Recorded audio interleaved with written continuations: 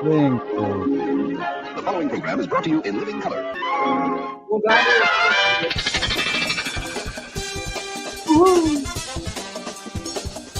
is... It is. Yeah. It's Sunday afternoon, so it's time for Doc's Kid Party. Join Doc, co-host Jeff Kendall, and their guests for 2+ hours of fun, frivolity, and maybe fisticuffs. And now, here he is, your host, Doc Duckus.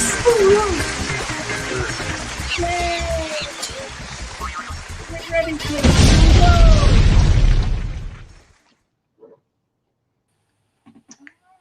Hi. Hey, this is better than football, isn't it? No, not really. Oh, come on. You know when you tune into this show, you're going to get entertained. Yeah, we'll talk about celebrities like Milton Berle, what they're doing these days. That'd be fun. That'd be fun. We have all the Hollywood gossip, sure. Yeah, I know what he's doing. I know. Well, what's Edie Adams been up to? We'll find out. I'm sure. Oh boy. Okay. Yeah. We'll have an exclusive interview with Frank Gorshin. You just watch. Oh, really? Today's Having Fresca? yeah, we're having Fresca today. The new and improved. Oh, new improved Fresca. Okay. Yes. It couldn't help but be improved. What did you see? What did they improve? It couldn't help but be improved. Oh, well, yes. This used to be really bad stuff, but I agree. Yeah. yeah. So it's much better now. Hopefully, They still like fish juice. Yeah, Fresca. There we go. Put that down. Let's see who else came here. Oh, that guy. It's Hi, I'm here. Jeff It's Kendall. Sunday. Mm-hmm. Yes. And Blurry Tim Allen. Blurry. Yeah. Am I blurry? He's moving so fast we can barely see him. Oh yeah, that must be it. Okay. And Sure. I will put up my emoji because I'm eating lunch. So. Oh, okay. Well, that's okay. That's good. Okay. And let's check over on the comment section. Oh, Yeah. Hi, James and yeah. Yep. Sorry to hear about Julio. He was a great guy. From what I saw him on Joe's videos. Mm-hmm. Hello, AZ Yeah, Mac. Hi, AZ. Yeah. Mm-hmm. Charlie Kirk, death of Possibly. We'll see. Well, yeah, but he's not in the Hollywood type. No. Not the music thing. No. Yeah, no. So, He could be, but he's not. Still very upsetting. Yeah. But they caught the guy who did it, though. No, they got him. I think Julio should be the death of the week, but that's, We'll find out when we go to the death of the week. Yes. So just hold on to your apps. Yes. What's the good word?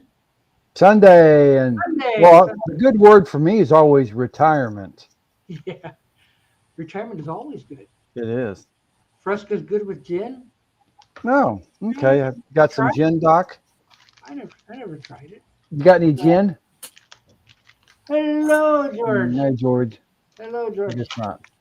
Yeah. Can I can play this now? Can I? Yes. Yeah. Make sure you hit the button. For free. Yeah, I know I gotta find the button because I got so many buttons on that side over there. It's ridiculous.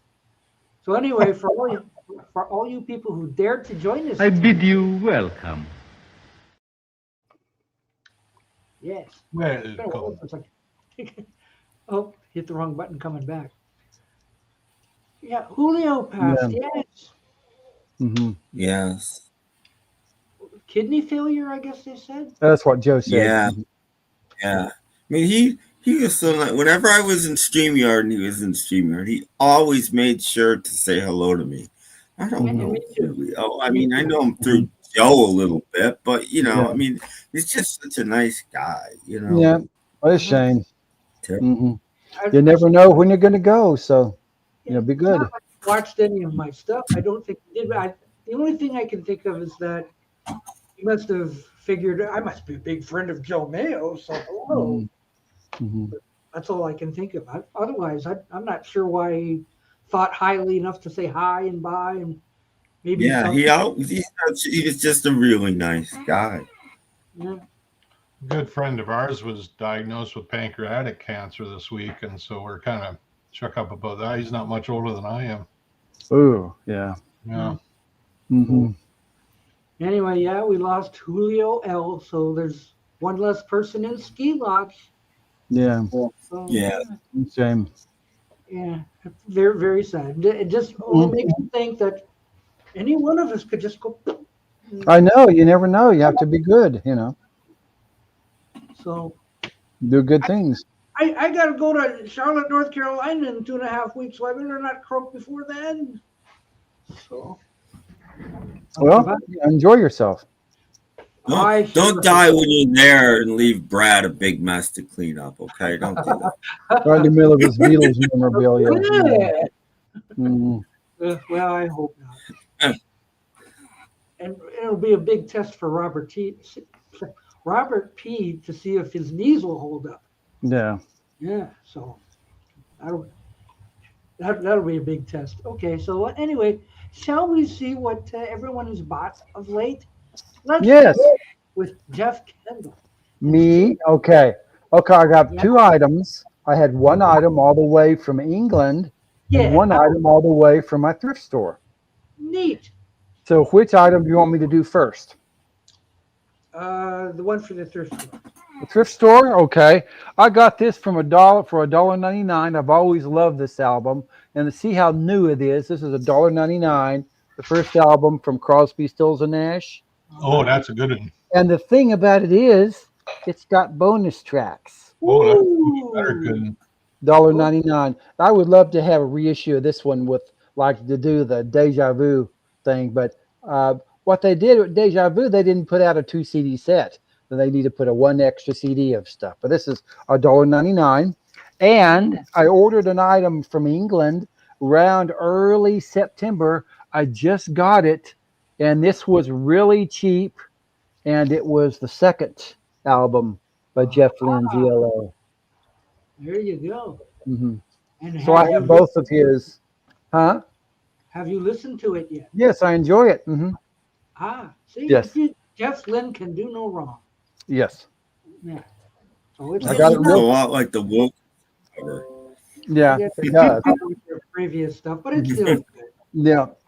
And hopefully you got it for a decent price. That one, there was a company called Rare Waves out of England. The CLO CD was $7.50 postpaid. It was real cheap.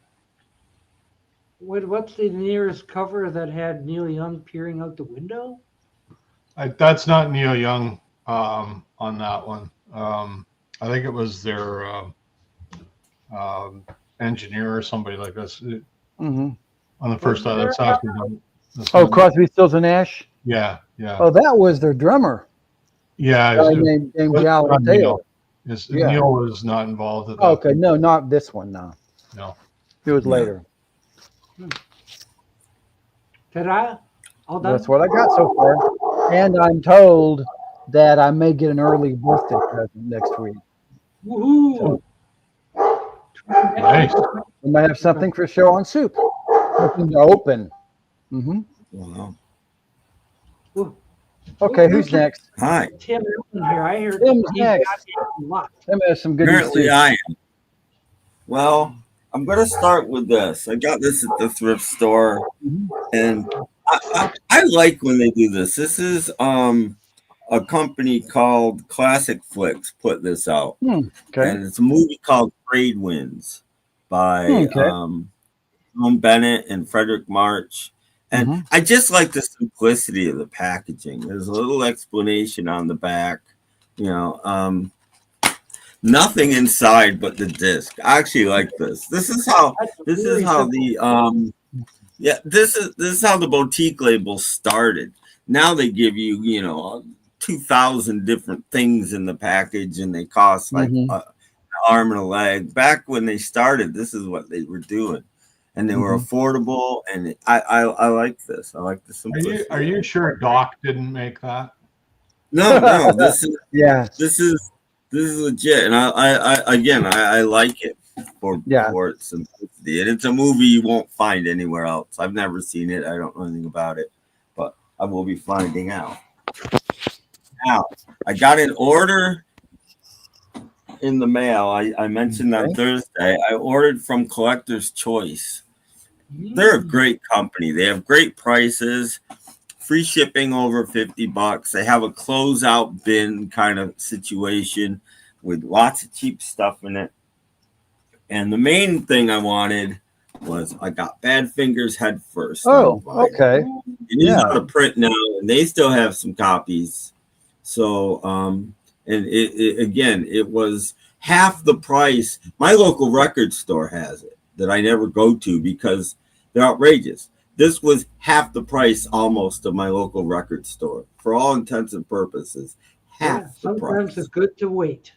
Wow. Which is my local record store wanted $50 for this. Maybe it's only pressed on one side. It's only a single LP. It's not a double or anything. So I haven't played it yet. It just came yesterday afternoon. So I haven't. Yeah, now you have to order side B. But, and while I was there, I picked up Elvis Costello's Kojak variety. I do have this, but this is on colored vinyl. Again, Paul's favorite label. It's music on vinyl. Yeah, nice. Music on vinyl. It's on colored vinyl, and I'll show you because they're not. I love that they come in these nice pouches and they're not actually sealed. Kojak, who loves you, baby? I'll open it up. This is a pretty good album. This is a covers album. They gave Costello like 10 grand to make a B-side for a single. And he's like, I can make a whole album for 10 grand. So we did. And that's what the Kojak variety is. Okay. It's got a nice little sheet in here if my internet would stay on. I think the color of the I'm gonna be a minute, guys. I just realized Tim's wearing a tie-dyed shirt. Yeah. I am. There you go. Light blue, sort of almost turquoisey in That's pretty. And comes in a black poly-lined sleeve, so very nice. This was like $12. Yeah. This company is really good on pricing. I mean, really good. Here, I'll put that away later. And I got the Sire Flaming album. What's your problem? Huh? By the way, these are numbered. And the Costello was very, very low numbers. Let me see where it was. 858. Wow. And I mean, and again, I got these out of a cutout. This is Friday Music too, but there's no sticker on it for whatever reason. Not Friday Music on vinyl. Same company. Oh, there is. I missed it. It's right there. Yeah. Another colored vinyl. MOB's colored. They always number them, right? On the colored third vinyl. album on vinyl. Yeah. This one's even less. This one's 478 or something like that. 470. Ooh, okay. Really, really low numbers. And again, a nice insert. Yeah. Again, this was $12, I think. Absolutely. If people don't know about Collector's Choice, they should. White vinyl. Sire Records. Where's that coming from? Sire Records, white vinyl. And again, this is an album I do have, but my cover's no good. Part has been cut out of my cover. So I'm like, I'm going to get a new copy of this for $12. I'm like, why not? Besides, I mean, I would spend the $12 on shipping anyway. So for free shipping. But this is the thing I couldn't believe. I've been looking for an original copy of this for years and years and years. Never found one. And I didn't even know it was reissued. Nancy and Lee's last album, their reunion album, they got back together in about 72 and recorded a new album. Nancy Sinatra and Lee Hazelwood. Been out of print since recently when this was printed. And this is, why can't I remember the name of the label? This is the Lee Hazelwood label. I can't. Oh, this is Light in the Attic, actually.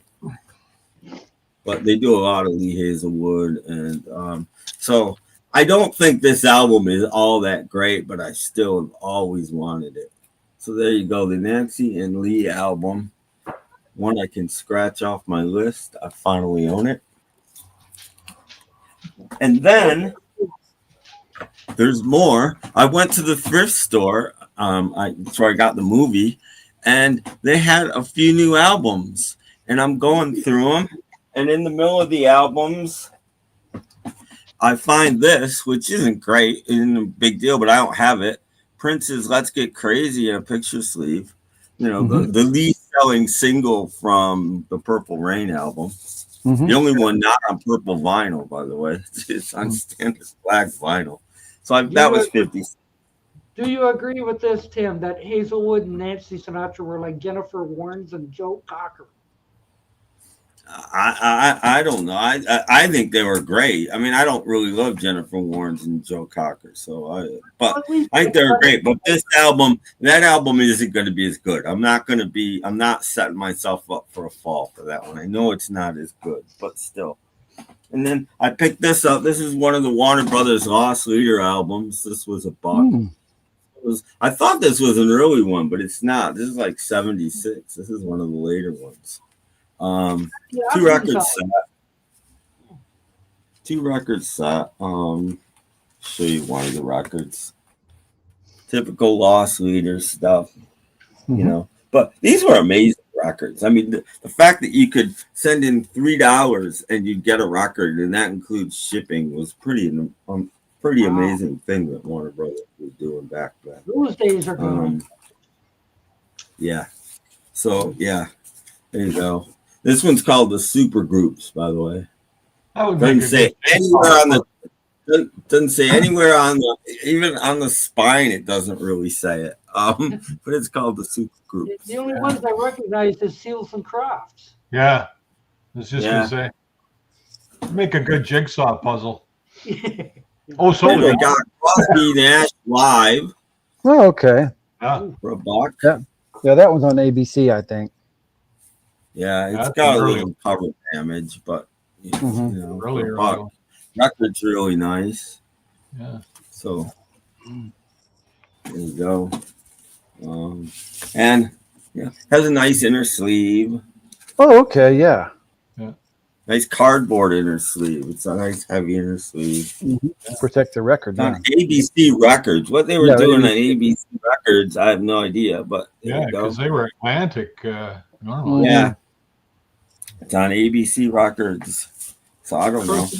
A lot of back in those days, if you did a live album, usually you were contracted for studio albums. So live albums would kind of go where you wanted. Yeah. Well, they did a couple of albums on ABC, I think. Yeah. I'm making sure that this isn't an import. No, it's not. Because it's very glossy cover. It feels like an import. Very glossy. Well, then, again, for a buck, I don't need this. But for a buck, I'm not letting it sit there. Really nice copy of the Beach Boys and the Summer. Not original, not even close. It's a repress. You know, where I live, of all the albums you'll find in the used bins, it'll be that one. There's all kinds of them around out here. Yeah. And one of the reasons I picked it up is because it's not an original. It's on the Purple Capitol label. Oh, yeah. So it's a much later press. Yeah. Much later press. But, you know, the thing is minty. I mean, the cover's minty. Everything about it. This is the nicest condition thing that I bought. Nothing wrong with that. So, you know, it's nicer than the one I have by a long way. And then Paul might be interested in the rest of this stuff. A Crazy Horse solo album. Oh yeah. Okay. Yeah. Yeah, I don't have any Crazy Horse solo, but they've done a few things. Yeah. Never heard this. No idea. But again, for a buck, they were kind of the first grunge band, really. They're on Epic. You know, look at it. Mm-hmm. Epic. Yeah. So Crazy Horse. I said they had a few things, but now it starts to get more interesting as far as I'm concerned. I remember a Neil Young video they filmed at his ranch, and he was talking about Crazy Horse. I remember saying something like, "They're not great musicians, but he said they really cook as a band." Mm-hmm. Yeah, that's what he always said about Crazy Horse. So this isn't in good shape. This is probably good shape at best. It might even be fair, but for a buck, I wasn't leaving it there. Original copy, probably first pressing of something new by the Beatles in mono. Probably part of somebody's collection. Somebody named Evans. It still has its original inner sleeve, and the inner sleeve is that's where the buck right. Yeah, that's where the buck right there. That's worth more than the album. Yeah. I don't know if you'll be able to see this, but compared to the record, the inner sleeve, I don't know how the record gets this shape with the inner sleeve being that nice. The label's been left out in the sun by the looks of it. Yeah. It's not. None of the next three albums are great, but one I've never seen one of them in person in my life. I've only seen pictures, and I doubt there's very few people in the VC that have a copy of not this one, but the next one I'm going to show. A mono rubber sole. Same thing is something new, not great shape. Yeah. But these people, I think, were Beatle fans, so I got a feeling these are first pressing. That's a mono, right? Mm-hmm. Yeah, mono rubber sole.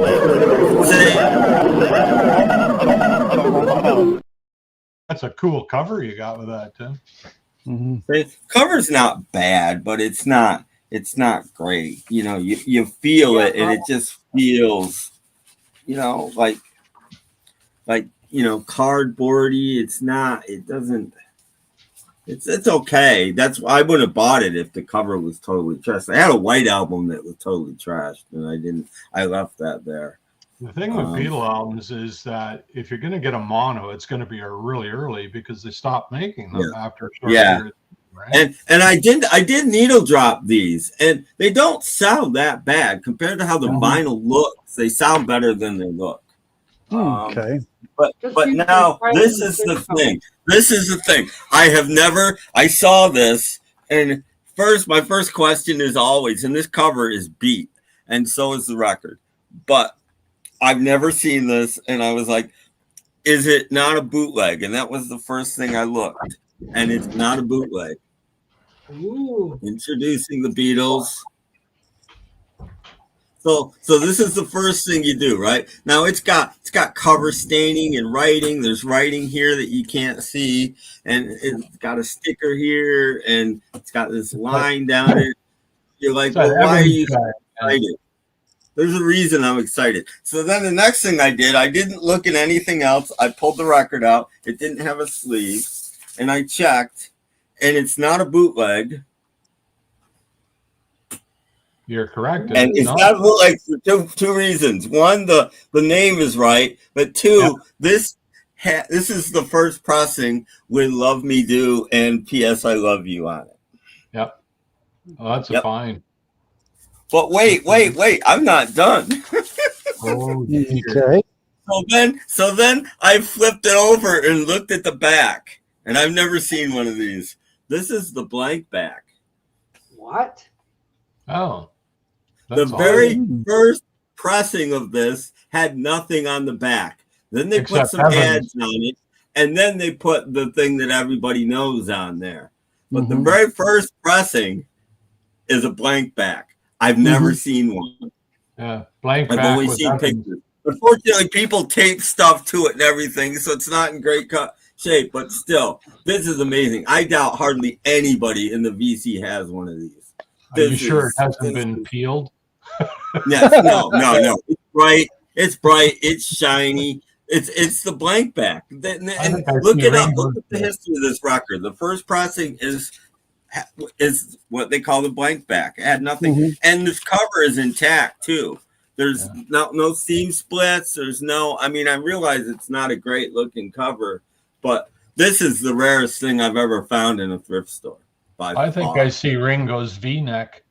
Hello, By Stephen. far, it's not in good shape, but holy cow, I have a blank back. I've never seen one. I doubt any. Like I said, Brad doesn't have one of these. I doubt Mayo has. Nobody has one of these. Marv has 5. But wait, These are really rare, and it denotes it's the very first pressing of this record. Yeah, it's but cool. wait, Tim, wait. It's been signed by Mal Evans. Yeah, they all have Evans on them. Every one of these Beatles. Oh, good Evans. But still, I mean, just to me, I looked at this and my mouth dropped. I was like, "You've got to be!" I knew what it was immediately. I was like, "Oh my God, a buck. Go to your thrift stores, folks. Go to your thrift stores. You can still find stuff. Amazing. And that's what I got. I told you I'd be a minute. That to me, that's exhausting. Yeah. I know, but oh my God. That's great. Yeah, you did well, Tim. Oh, I mean, again, I wish it was nice shape, but I'll take it. I'll take it for any shape it's in. It exists, and not very many do. So yeah, wow. And now they have a home. Yes. Yep. Now they have a home. Yeah, and to find records that were once owned by Mal Evans, what a score! Yeah. Oh, hi. Hi, it's your turn if you have anything. I don't have anything new. I'm still waiting on a couple. I got one coming from England and another coming from America, and they're cool. They're neat ones, but I won't say more about them. They're not on me. But I just want to say with the Crosby, Stills, Nash first album that Jeff showed. I don't know if people are aware, but Stephen Stills it's really a Stephen Stills album. Yeah, because he played all the instruments on it. I think he engineered or produced it. It's really a Stephen Stills show, and it just when you hear that album, once you know that, you understand how great a musician Stephen Stills is. That is incredible. Nobody talks about his guitar playing, and he studied with Jimi Hendrix. Like he was in London when Hendrix was in London, and he hung out with Jimi Hendrix, and Hendrix showed him stuff. And just an amazing guitar player. But when people talk about great guitarists, nobody mentions Stephen Stills, and it's a crime because the guy is right up there. Amazing. Anyway, and just a great overall musician. Anyway, that's all I wanted to say about Stephen. Okay.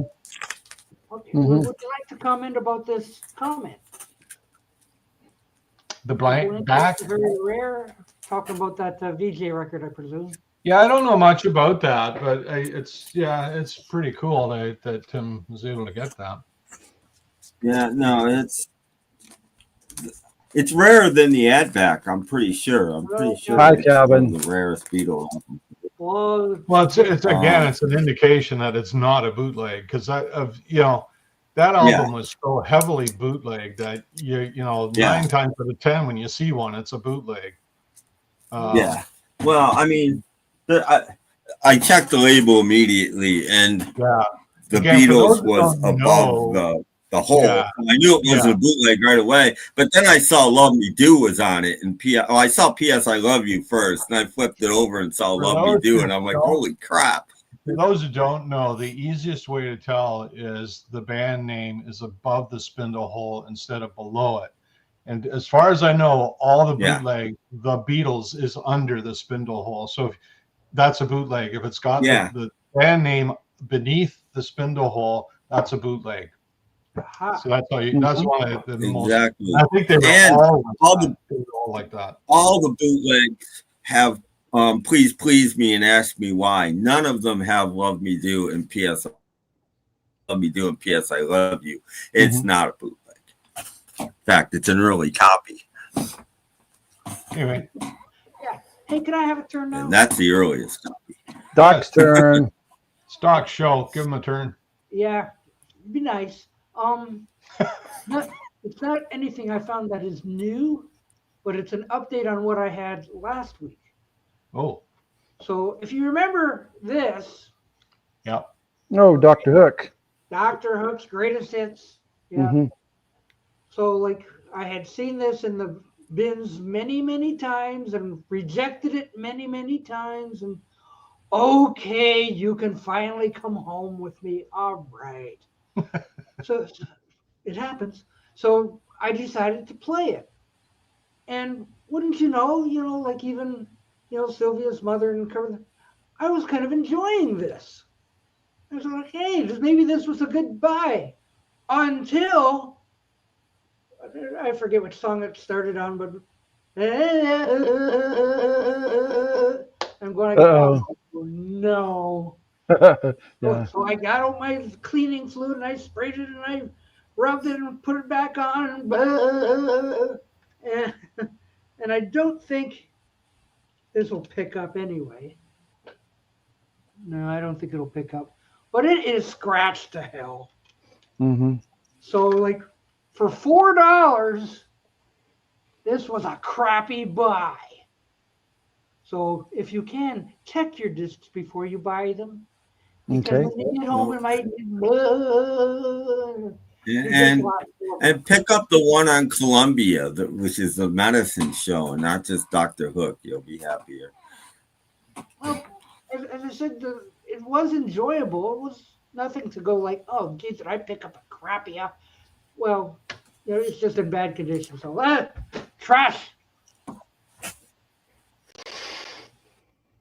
Look, Jorgen is here. Jorgen's here. Hey, Jorgen. Jorgen's here. Good evening, folks. Here. Good Good timing. Yeah. Yes. We were all looking at new stuff. Yeah, Do you have sure. any new stuff? Yeah, I have some. Oh, good. Okay. Good. Bring So, it It's on. Jorgen's turn.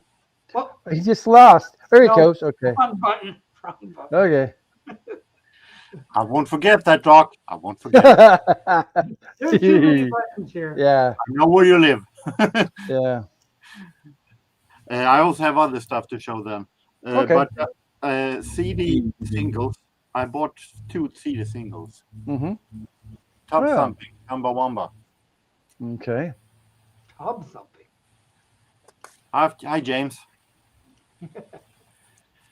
This is Belgian dance music artist Sash and Color the World. Color the World. Jazz, Roy Eldridge. Who? Oh, the Krupa years. Oh, Mhm. yeah. Krupa as in Gene Krupa and his orchestra. Oh, Yeah.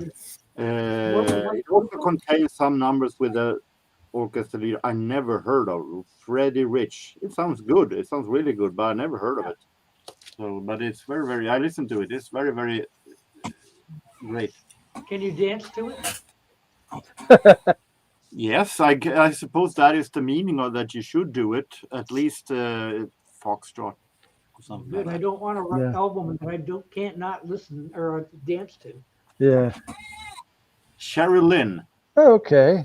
Yeah. soul artist.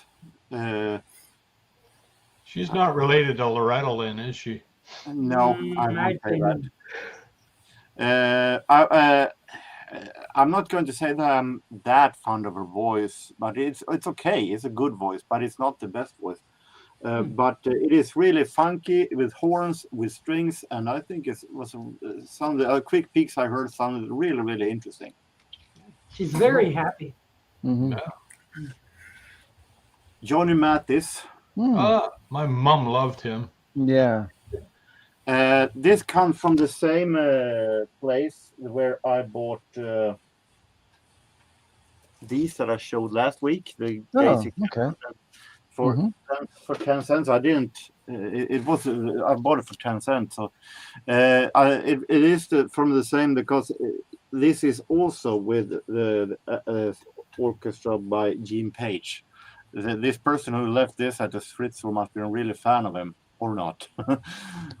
So I bought it because it would it would sound like any of these, but no, his voice didn't fit it at all. It was I listened to Quick Peaks and it sounded not soulish enough. He didn't have that kind of a interesting soul voice. I think the sounding was very stale. I don't think that this will stay in the collection after a review on my blog. Oh, He does not do a good "You Light Up My Life." Mhm. But James Farley asked me if I'm a more fan of the swing era or the big band era. The big band era was in the swing era because big bands mostly in the 30s played swing. So it's more or less the same questions. yeah. You showed this recently in. Oh my Oh, gosh! yeah. You actually have one. Yes. Tarzan. Oh. As I said, this is a couple of children TV characters. Tarzan. Tarzan, that is a spoof, of course, of Tarzan. Yeah. And Banorne is his sidekick, which is supposed to be a monkey. They play Chimpanzee children's songs and have fun in the fictionalized jungle with the sketches and stuff. And I have also look at the banana peels at the bottom of that picture. That's hilarious. Yeah, they eat bananas every time. Yeah, but on the back it's got the peels. Like you turn it over. See all the banana peels? They've all been peeled and eaten. That's hilarious. I love it. Let's have another one. Oh, okay. Jungle. I'm not going to translate months, man, but they like stuff from the jungle. As you can see, it's watermelon bananas with the ice cream and. Hey, Doc, there's an idea for you. Instead of your cereal bowl, you could just hollow out watermelons. Yeah, put cereal inside there. Yeah. Your bag of milk and all that. To be honest, I think this contains, among others, stand-up, almost a stand-up routine where he talks about a dentist visit when he was a child and he ate it. And we have this one also. Oh my God. Okay. Tarzan. Är bananerna fina translate with Is the Bananas Fine? It is named after a comedy thing in the album. So I assume they're Swedish, right? Swedish language? They are Swedish, and they were from the beginning a TV series made for Christmas holiday television.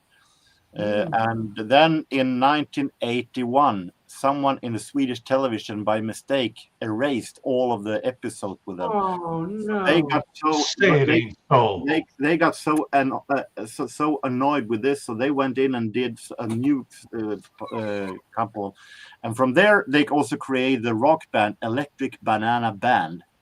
Oh, like the Banana Splits. It sounds a bit like a Swedish Kid Creole and the Coconuts, more like. Cool. So I have a lot of. I am a huge fan. This is a Swedish comedian Lasse Åberg. That is someone who is very adored in Swedish. They seem very obsessed with bananas. Yeah. So this is. I have a lot of these. This is my childhood. So, and I still love them. So those are really good shape. We actually had the album of the week. They look new, those records. No, from the 70s. Yeah, they're in really good shape. Rarely played. Like Banana, they're playing tribute to the Velvet Underground. There. Oh, you're done. Okay. And on the heels of that, we might as well see what this week's. I have breaking news. You want to hear breaking news first? Breaking news Yes, first? what's breaking news? Yeah. Neil Young and his latest backing band, the Chrome Hearts, have been hit with a lawsuit midway through their first tour together. What? Los Angeles luxury brand Chrome Hearts filed the trademark infringement case against the musicians in a California federal court on Thursday, September 11th, just one day before Young and his band of the same name are scheduled to perform at Mountain View's Shoreline Amphitheater as part of their Love Earth tour. Shocking. This just in. You heard it here first, guys. Yeah. Why didn't the Professor of Rock get this? Well, he hasn't called me, so you know. Well, we beat out the Professor of Rock on news. So back to Doc. You wouldn't know, Doc. You never watched the Professor of Rock. For all you know, he covered this already. You wouldn't know. Back to our regularly scheduled program with Doc Dawkins. Yes. Yes. Well, back to our regular scheduled program, and since we were talking about, they will lose the lawsuit. By the way, I'm telling you right now.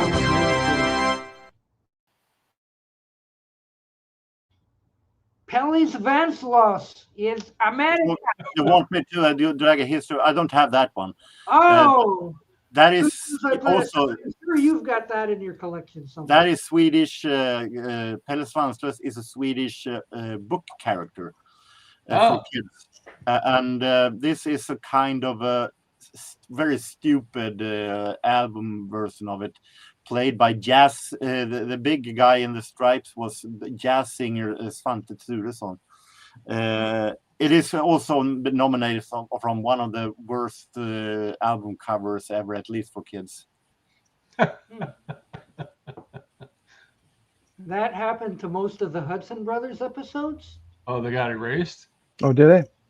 Yeah. But I have a DVD of it, so they can't be that far. Then they have the Hudson Brothers Razzle Dazzle show or something like that. So that lasted like the variety show, the nighttime variety show. Is the Saturday one. Was it? It wasn't around that long, but I do remember. Mm-hmm. I do remember it. I think they had a primetime show for a minute too. Yeah. Oh, did they? That's maybe the one I remember actually. Mm-hmm. I remember the Saturday show. Yeah, but I've got the Razzle Dazzle. There's three of them, right? The three Hudson brothers. Am I right in that? Mm-hmm. Mm-hmm. Yeah. Rick 9G said a lawsuit you never noticed. Yeah. Not till now. Well, see, that's why you're here, to get these things that you don't know about. Exactly. Let the stud muffin deal with that, right? We can get the latest news on pop culture. Oh, you can't get it anywhere. I started to see a pattern in album of the week now with Trasan, with Sten Karlssons Salta Mandlar, with Pelle Svanslös. Are you digging in Swedish embarrassment now? Oh no. Yeah, gosh. Well, I guarantee you that lawsuit, they'll be resolved out of court. These guys are just after Neil for some money. That's what that's all. Oh yeah, I'm sure they are. Yeah. Like that name's been floating around. The company is who I think will lose, by the way, not Neil. It's not like when Green Jello got sued and then changed the name to Green Jelly. Okay, Jello is an established brand that's been around for 100 years. I've never heard of Chrome Heart, and neither has anybody else. And they have to prove that Neil Young had heard of that and stole it. They have to prove that, and there's no way they can prove that. Well, they'll say they wouldn't even no way go to they court. can prove They just want some money out of Neil. That's all. No. That's because he's been using that name for months. It's been around for months. Why now? You know, like give me a break. Yeah. And they have to prove also that they were the first ones that ever used that. Right. That's hard too because right. I'm going to sue them because we call us, the five of us, we call ourselves the Chrome Hearts. So I'm going to sue that company. Yeah. You little rascal, you, James. You little rascal, you. Oh, okay. After you, James. Oh, Swedish. James, I don't quite follow. Naughty. Mm-hmm. We know. Naughty. We know. How do you say naughty in Swedish? Fy. Okay. We are not gonna go there. We only do like Beatles stuff. Like, oh no, there's more Beatles stuff coming out. We've got a Ringo. What is it? Ringo? No. Anything since Thursday? Just more videos. Who's that one dude? I don't even know his name. The dude with the long hair. He used to be on Matthew Street's wall. Michael might Nolan. have a beard too. I think he's got a beard. Michael Nolan, the old guy? Look. Yeah, I think you're thinking of Michael Nolan. Is that the guy? Yeah. He's got a video out called, the Beatles. Once again, McCartney and the Beatles are ripping you off. Come on. What the hell? I'm getting a little That's just wrong. Well, I'm getting a little tired of that kind of talk. I mean, it's not like he's saying you must buy this. Enough is enough. Yeah. Nobody's got a gun to your head. You might think it's not for you. Move along. But the only people that would feel that way are the people who are completists who feel they have to buy everything the guy puts out just so they can, I don't know, whatever, have bragging rights or whatever. I don't know. That's nonsense. It's not like McCartney's putting his hand. Tired of it. People put out albums that these people don't care about all the time, and they don't do videos going, "Oh my God, this person put out a greatest hits box." When Garth Brooks put out like all those huge box sets, nobody was making videos going, "Oh my God," nobody. Okay, so the last little while, there's been 3 Beatle releases. One is the Wings thing, the other is the Lennon thing, and now Ringo Rama has been reissued as a 2-record set. Over $100, by the way, and there's no way in burning hell I'm paying $100 for a Ringo Starr album. But it's in colored vinyl, though. And I just think I could say it's a ripoff, but guess what? I've just decided I'm not buying any of them. End of story. Done. Move on. We'll keep our money to ourselves, Beatle people. Well, can you imagine Ringo Rama? And if you go to Amazon.ca, they want $111 for it. Sorry, not for a Ringo Starr album that's 30 years old? Yep. It's prices have just gotten silly. And James, I need to answer James's question. Matthew just redid his wall. He simplified it. He made a whole video about it. And he mentioned all of us that weren't going to be on the wall anymore. And I thank him for it. And it was very nice. I didn't want to be up there in the first place. But his wall, and it's a different wall now. And that's it. Nothing happened. He wasn't mad at anybody. His wall got to be too much. So he redid it. That's all. No biggie. I'm glad not to be on it anymore, by the way. I hated watching his videos and seeing my face up there every time he did a video. Well, now you know how the rest of us feel. Yeah, I can. I got to look at it too when I'm doing these. So I was never on the wall, so I don't care. Yeah, we didn't rank, Doc, you and me. No, I bet you mud stuffing had something to do with it. Mm-hmm. Have you heard McCartney and Spinal Tap's track Cups and Cakes yet? Yeah, I heard a bit of it this morning. I thought it was pretty funny. Good on McCartney for doing it, because he hated the Ruddles. He did not like the Ruddles thing at all. And so this, of course, isn't the Ruddles, but I thought it was pretty cool. He was part of it. Well, Cups and Cakes is an old song. It's a redo, so I haven't heard it yet, but be interesting, because Cups and Cakes is one of the songs from their first album that was supposedly recorded about 1967. It's their pop psych song. It's like magical mystery tour type music, Yeah, it's the pipe, like that stuff. Yeah, it's pretty cool. Their pipe.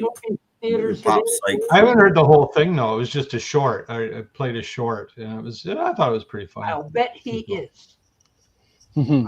Yeah, I'd put money. No, Mayo's hardly anybody. There's only about 20 people on the new wall. Most of the people I only have 4 on mine. See, there's my wall there. Which is, which is fine. Elton John and Paul McCartney are in the new Spinal Tap. That's right. Yeah, I heard Elton's part of it too. Yeah. You are correct, sir. Yes. Over. It's nice to see you, James Farley. You're the only one commenting, basically. I wonder if Zach Starkey is in it to play drums. Yeah, it might be. No, they got this female drummer that's actually really good. She's a really good drummer. I'm like, wow. Oh, please stay tuned. We have another new piece. Another new video from Peter Boothroyd. The cost of hang fame. on. And who knows who it's to be about. this We time. consider If you it haven't seen it, there's like Oh, a 10-minute clip where they were on Jimmy Kimmel, and it's fairly funny. And then there's a separate clip where they do Big Bottom, which is fairly funny too, because if you know Big Bottom, everybody is on bass in Big Bottom. So they've got an augmented band. There's like 8 musicians on stage, and they're all on bass, except the drummer. So it's pretty funny. I guess we should consider ourselves warned when it comes to the next video. Mm-hmm. yeah, as I'm in Facebook to retrieve the new Peter Boothroyd video. My gosh, people are dying like crazy. Mm-hmm. But they're not telling you who, and they're not telling, you got to click on it to find out. But People are getting sued too, and you wouldn't know it unless you were here. Yeah. Why is this not working? I don't here know. we go, finally. Okay. Me just place the button, I'm Doc. having a little trouble getting hold of this.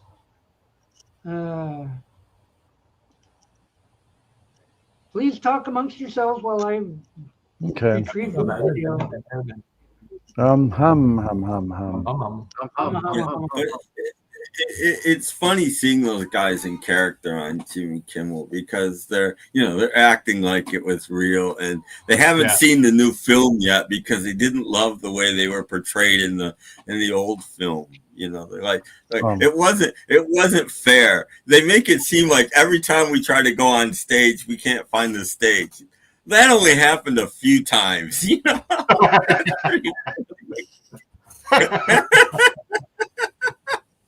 Yeah. Most of the time we found this. Yeah, we were okay most of the time. They're pretty funny. Still, they're still pretty funny, which is Now he's fixing the video. It'll be on shortly. Yes.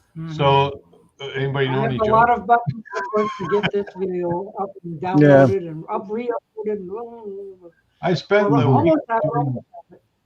the week doing battle with my trees and shrubs. If anybody's that. Mm-hmm. Yeah. Mm-hmm. Boy. Well, that's good.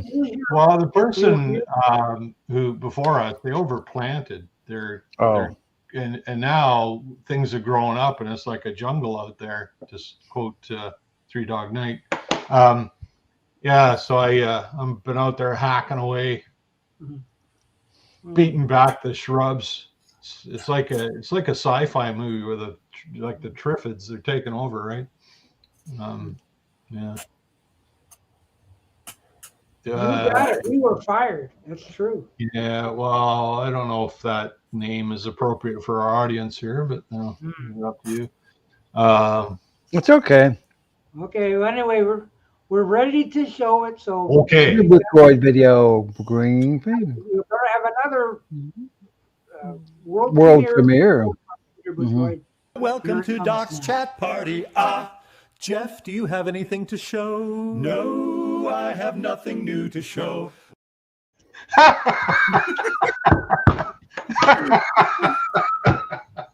Welcome to Doc's Barber Shop Choir. Yeah. That is brilliant. I love it. So. No. Yeah. One more time. Welcome to Doc's Chat Party. Jeff, do you have anything to show? No, I have nothing new to show.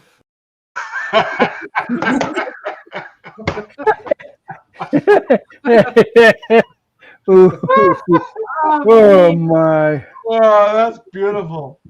Okay. Yeah, sounds pretty good. Yeah. Bravo, Peter. Bravo. Yeah, good one. Oh, that's my chuckle for the weekend right there. Oh, wait. We have a new chuckle from James Farley. 2 blondes walk into a building. You'd think they use the door. Yeah. Wait a minute. I've got tell so that to many my buttons. I don't have anything on hand. My Well, wife something is happened. blonde. I'm gonna have to share that with her.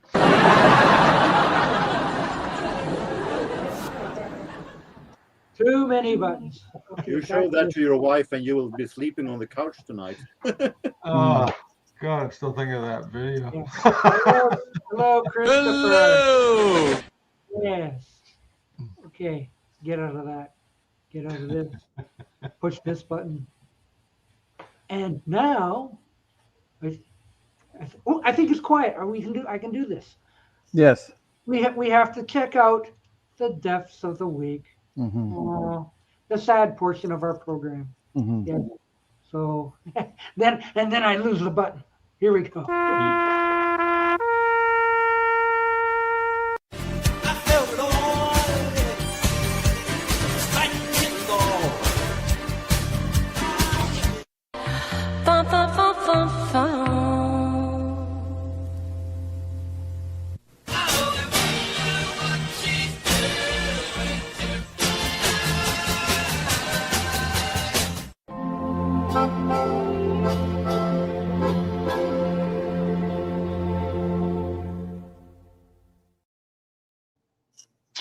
The only one I know about in this quartet was the Supertramp guy, and I don't even like Supertramp. Rick Davies. Well, you don't have to like him to be sad about it, though. Mm-hmm. I didn't know Bobby Hart died. I always liked Supertramp, but I was never a fan of the vocals. Like Rick Davies and Roger Hodgson, I found their voices to be grating, but I always loved their music though. Like they just had that right blend. I was never a fan of the singing. Davies.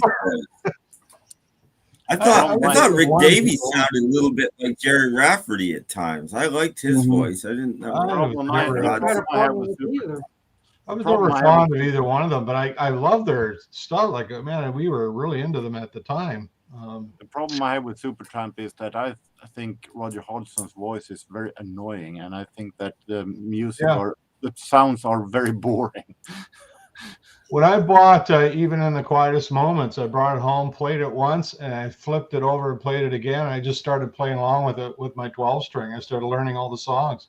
It's just that's the kind of impact it had with me, because there's a lot of 12 string oriented music on that album, and I just thought, oh man. But then I got right into it. And ruined it for you. Yeah, like the title song, Even in the Quietest Moments. What an amazing track! And Give a Little Bit. Remember, the album starts off with that, and that's 12. Yeah. That's all 12 string. Mm-hmm. And it's like, oh man, I got to get into this stuff. It's fantastic. Breakfast in America is the same as I Am in the Walrus. I don't see. It's got a similar beat. I can see that. It's got a similar beat to it, but I wouldn't want to push it beyond that. But, I can't hear it. Logical. See, those are all the ones that Roger Hodgson sang. Yeah. Yeah. So, what I know Rick Davies for most is he sang like the verses in Goodbye Stranger. Hodgson sang the chorus, and or vice versa. He sang the chorus, and Hodgson sang the verses. Well, so that voice, it's been nice. That was Rick Davies. Remember the song "School" from Crime of the Century? They alternated vocals on that, and that was really effective. The way they did that, but I just thought I never really warmed to their vocals, but their music, I loved it. I just loved their music. They were more a hit in Canada than they were in the U.S. Until Breakfast in America, yeah. That was a breakthrough. Yeah, they were real big for a few years. On FM, on rock stations on FM, you would hear, Give a Little Bit, and what was their? They had another hit. Oh no! What was their other hit? They had another that you would hear constantly on FM radio. One called "It's Raining Again." It's raining again. That came later. There was another one earlier. I can't think of what it is. Take the long way home. Take the long way home. No, one of the albums that got overshadowed because the album before it, the one after it, were Monsters, was just had it. The one after Crime of the Century. Oh. Yeah, my Quite mind. famous, wasn't it? Crisis, what crisis? Yeah. It's a really good album, yet it gets overshadowed by the two opposite ends of it. That was a really good album too. So they had those 3 albums in a row are just, wow, God, fantastic. I didn't like Breakfast in America because it was a little too commercial and it got overplayed. So I got sick of it. Yeah, but it was very successful. Yeah, I got sick of it pretty. Bloody Well Right is the song I was trying to think of that used to get a ton of FM airplay for Breakfast in America. Bloody Well Right. Yeah. Yeah. Well, it's sad to lose Rick Davies. He's a very talented man. And I never found Polly Holiday's voice very entertaining. No. No. I wouldn't be. Like I said, I didn't know Bobby Hart died. That's sad. That came in very late last night. Yeah, I didn't know that either. Wow, no, I hadn't heard that. That's I don't know who he is. Wrote Monkey songs for the most part. Yes, and they had Boyce and Hart had a fairly. They put out 5 albums, and then an album with the Monkees. Who was that Julio guy then? Well, he was a friend to all of us in the YouTube community. Yeah. Yes. Yeah, he's a friend of Joe Mayo's. He used to show up on Ski Lodge, and he's in some of Mayo's videos. I thought he was an artist and you brought him in. No, he's just a really nice guy. And Boyce and Hart, right, is part of that. Yeah, didn't they appear on the I Dream of Jeannie? They were on I Dream of Jeannie, I believe, weren't they? They quite possible. Well, there's just looking at Wikipedia, they did Dolenz, Jones, Boyce, and Hart. They did 2 albums in the mid-70s. I didn't know they did 2. No, it's singles. Sorry, it's singles. 2 singles. Yeah. Okay, 2 singles, 1 album. And they had 4 or 5 albums. They had a really big hit with a song called "I Wonder What She's Doing Tonight." Yeah, which I played in the montage. And they had hits with P.O. Box 9847, which the Monkees did, and they had a hit with another one of theirs too, which were there. They wrote a lot of songs for the Monkees, probably more than anybody else. Yeah, so So the early Monkees albums, there's a lot of Boyce and Hart on there. Boyce died in 1994. He was only 55 years old. Yeah. Wow. They said he committed suicide. Oh, is that right? It's a shame. It's a shame. So yeah, it's been a busy day in the Hollywood world of death. All of them could have been the death of the week, so I just made a montage. Well, I think the biggest one there is Rick Davies by far, in my opinion. Yeah. Yep, we can't have a Supertramp reunion anymore. So. Oh, I'm more. Well, they did one briefly for a show or a couple of shows or something, but it never went beyond that. And then there was a big legal thing as well, where when Hodgson left, he agreed to let them play his songs, but then just recently, like in 2024, he sued them because he felt that they had overdone it, and he actually won because it was just a verbal agreement, and the court sided with Hodgson, saying, well, 41 years was adequate grace for them, and now anything moving forward, they need to pay you for it. So the court sided with him, saying, yeah, you gave them 41 years grace, and that's enough. So he won the case, but yeah. Robert P's here. Robert P's here. Hello, Robert. Yeah, and I do think the last Train to Clarksville was probably their biggest writing hit. Yeah, I think so. Are we talking about that Hart guy, or we're talking about the Wilson sisters? Yeah, Bobby Hart was. Bobby Hart. The Boyce and Hart. They wrote stuff even before the Monkees. Oh yeah. So like they were monkeying around. It They were monkeying around. Yeah, I mean, they were the guys picked to do the show. So most of the early songs from the show were Voice and Heart songs because they were the guys picked. Like, if you've ever seen the pilot episode of the Monkees, there's a song in it, "I Want to Be Free," and that song is Voice and Heart's version. It's not even sung by one of the Monkees. It's sung by Voice and Heart. Yeah, well, it's all their demos because they needed songs for the pilot. Yeah, It wasn't sold yet. Mm-hmm. So the series sold. Well, now we got to re-record like Mickey and Davey singing over all these songs. Yeah. So, but yeah, that's how it works in the television world. The pilot is just a example episode. Yep. Or in the case of the Partridge Family, they don't bother singing over it. They just put it out the way it is. Yeah. Somebody else singing. Speaking of television episodes, I have to put this up here because I know Tim Allen is a huge fan of the Batman TV series, right? Right? Yeah. So therefore, and I saw that. I found this Mm-hmm. the worst episode ever. Okay, so now did you actually watch it, or is this just another one? I actually watched it because your evil teases. I actually watched it. I thought, okay, this could be legitimate, so I'll give it a shot just to see if it is a legitimate episode or video, and it is. The guy came on and talked why he thought such and such was the worst episode ever.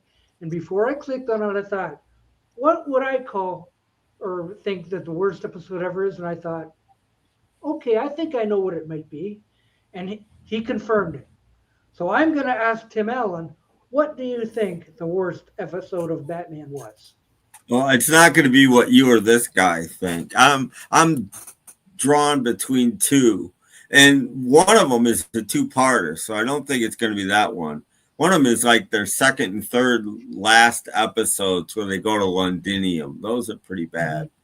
But for me, it's the Archer episode with Art Carney. He was just an awful villain. Didn't work. Yeah, I would say my guess would be been a long time, but I never liked the Shane episode. I thought that was just dumb. Okay. And Louis the Lilac, I didn't, because I'm not a big Milton Berle fan, but Louis the Lilac, I didn't like it. There's a lot of villains after the first season that aren't great. Unfortunate. Yeah, they're the bottom of the barrel villains. But Yeah, the Archer one was a stinker too. The Archer, the Puzzler's not good. Ma Barker isn't good. There's a bunch of them that aren't I great. didn't mind Ma Barker. I didn't mind that one, but I don't know.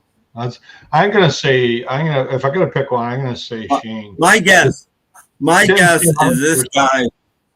My guess is this guy said false face. Is my guess. I'm gonna say 1955.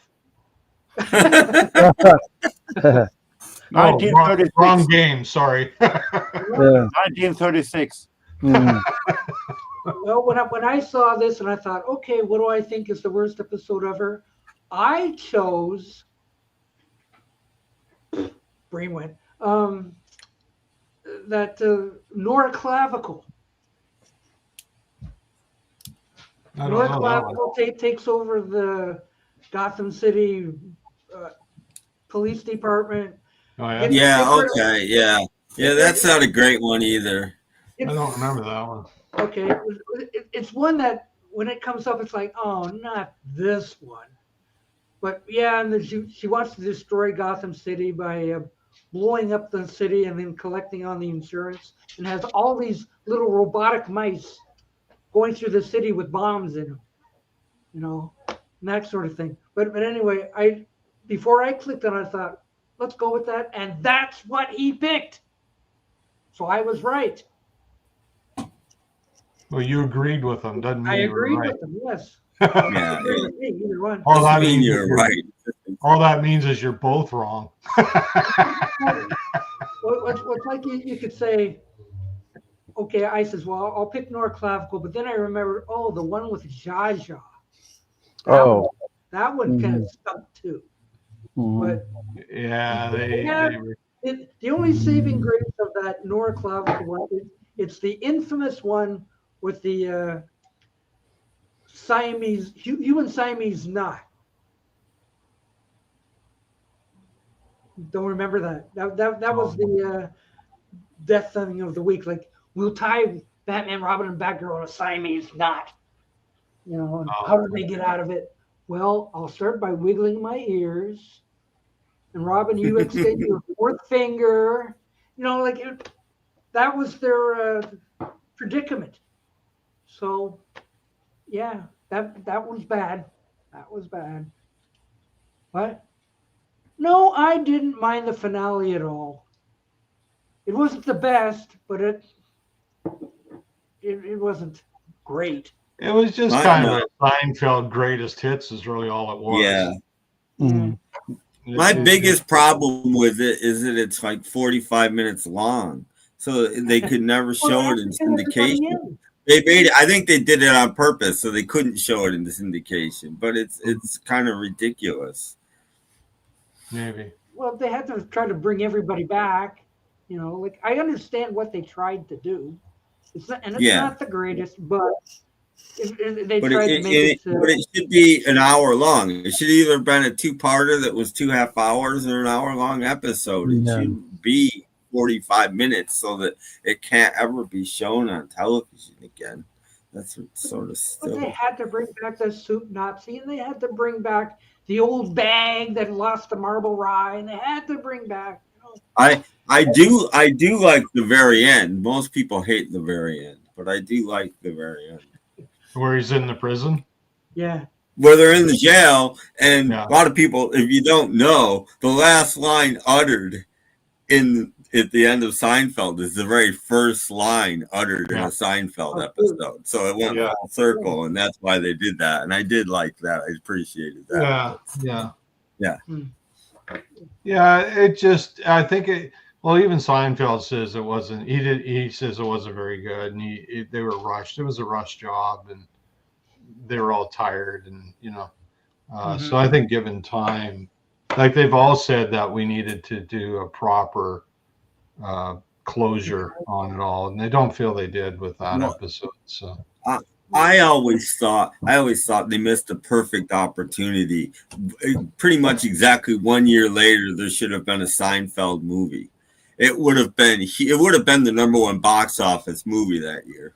I mean, they had a captive audience, and you've got a plot. It begins with them getting out of jail because they were doing a year. So 1 year later, you just open it 1 year later, and they're getting out of jail, and off you go. And 90-minute movie. Yeah, but if they had planned that, I would have just skipped the last episode and just gone from the penultimate episode to a movie a year later or something. I would have just skipped that last episode, and then I wouldn't have, because the whole thing was they were in jail a year. So so now they're getting out of. It's a year later. They're getting out of jail. Clearly, their lives are going to be different now, and off you go. Mets manager Davey Johnson died. And also the guy that dresses Doc, Giorgio Armani. Oh, Giorgio Armani, the designer, he died, did he? I guess. How about that? The Curb Your Enthusiasm finale is the exact same thing as the Seinfeld finale. It's genius because Seinfeld finale was hated and Curbs wasn't for doing the exact same thing. Weird. Yeah, well, that was Larry David, right? So. Yeah, well. Yeah. Well, Larry David came back for the finale, did he not? Of Seinfeld. I don't know. I don't think so. He could have. I don't know. The show wasn't as good without Larry David. I'll tell you that. He came back to redo George Steinbrenner at the Oh yeah, but not as a writer, I don't think. No, I don't think he had anything. But like he did come back as a character. Wait, I'm doing a show here. So let me reach over here, and I think it must be about time to play it. Commercial, yeah, it's after an Yeah, hour. yeah. Mhm. So we'll be right back after this message. What would you name a shampoo and a conditioner that not only get a girl's hair clean and shiny, Gee, your hair smells terrific. but leave it with a soft, young, fresh-smelling fragrance that's delightfully nice to be near? Gee, your hair smells terrific. Presenting Gee, Your Hair Smells Terrific. Very gentle fragrance shampoo and same fragrance conditioner. Try them both. Gee. Oh. That's funny. Nobody ever comes up to me and says, If you did that in school today, you'd be sent to the principal's office. I was going to say they'd just spend you. If the shampoo's name G, your hair smells terrific. yeah, that's what it's called. One Yeah. of the worst names I ever heard of a product. Well, it's Can not I just- anymore. Can I just say that my favorite smell on this whole planet is the smell of young? Man, that's a good smell. What the hell? He said in the commercial, your hair smells young. Like, what does young smell like? Like, what the heck is that? I don't know what my hair smells like because I use palm olive. So like, if you can soak in it, you can wash your hair. Young. Yeah, whatever. Marcus just checked and says, yes, the Seinfeld finale was written by Larry David. Oh, really? That's surprising because I don't know. It just could have been better. But Let's it, put it that way. doesn't seem rushed, though.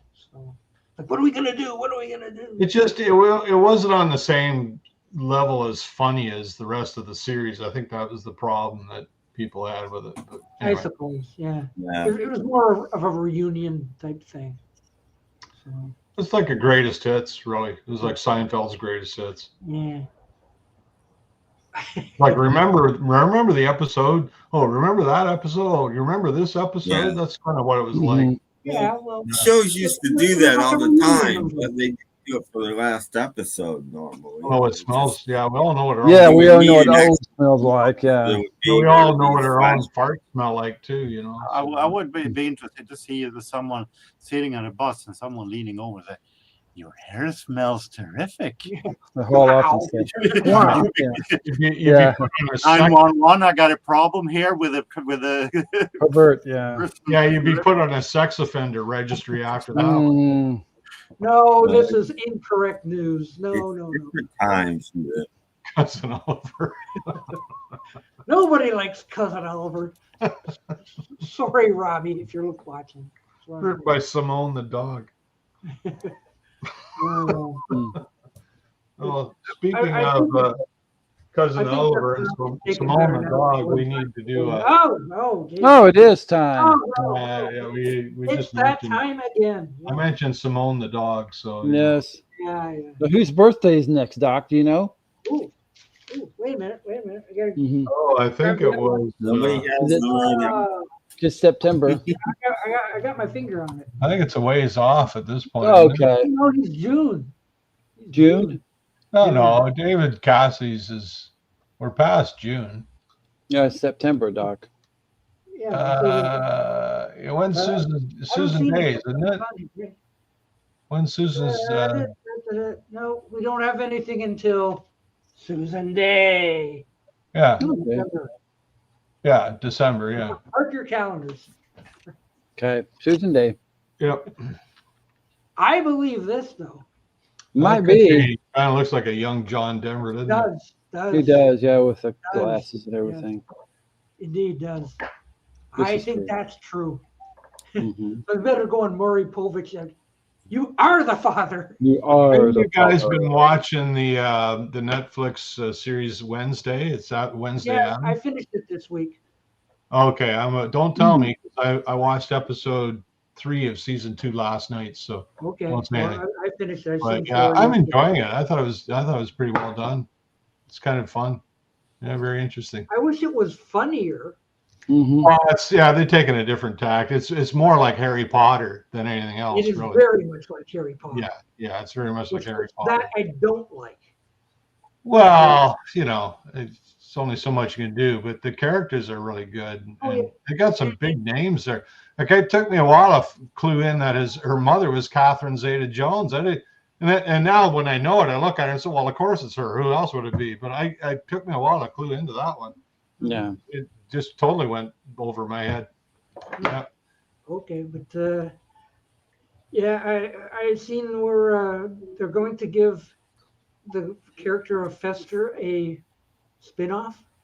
Oh, 2? Okay. I thought he was the best part in the whole Uncle thing. Fester. Yeah. Yeah. I don't say anything because I haven't seen him in season 2 yet, but I understand from my wife that he comes back. So yes. Mm-hmm. Well, if you've seen episode 2 and 3, well, he's not in those. he's in. He's in the end of the season 1, but I haven't seen him in season 2 yet. Yeah, he does play a pretty big role in one of the episodes. And I guess Joanna Lumley plays Mama. But she does she? They're talking about her, but in episode 3, she's not showing up yet. So I suspect we'll see her pretty soon. So yeah, it's pretty well casted. No, and you're right. Like, she doesn't look like Catherine Zeta-Jones. Like, she's got a thinner face, and but when you hear the voice, it's pretty obvious it's her. But I didn't. It took me about half of season 1 to. My wife said, "You know that is." I said, "No," and she says, "Oh, well, duh." Mm-hmm. I said, I was watching her, and I said, "God, she looks familiar, but I can't place her." And then as soon as I know, of course it's her. Like, it's just one of those things. Oh, Robert P's off to El Charro for an anniversary dinner. Charro. Well, congratulations. Enjoy. Happy anniversary. We're celebrating with puffy tacos. All right. Enjoy, Robert. Yeah. Happy anniversary. Yeah. Coochie coochie. Yeah. Well, there is going to be a 3rd season. They've already announced it. And I can't talk about it because you haven't seen episode 4. Yeah, shut up. So like, yeah. Okay.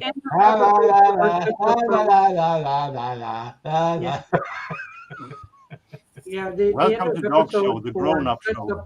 Yeah. Hey, don't call us that. But I do like when Uncle A good show. Mm-hmm. So like, it could be a lot funnier than the Wednesday series. Like, don't have because he's really off. He's really off the wall. That character. Yeah. He's more like the Jackie Coogan character. Mm-hmm. Yeah. Mm-hmm. Well, that's a good show.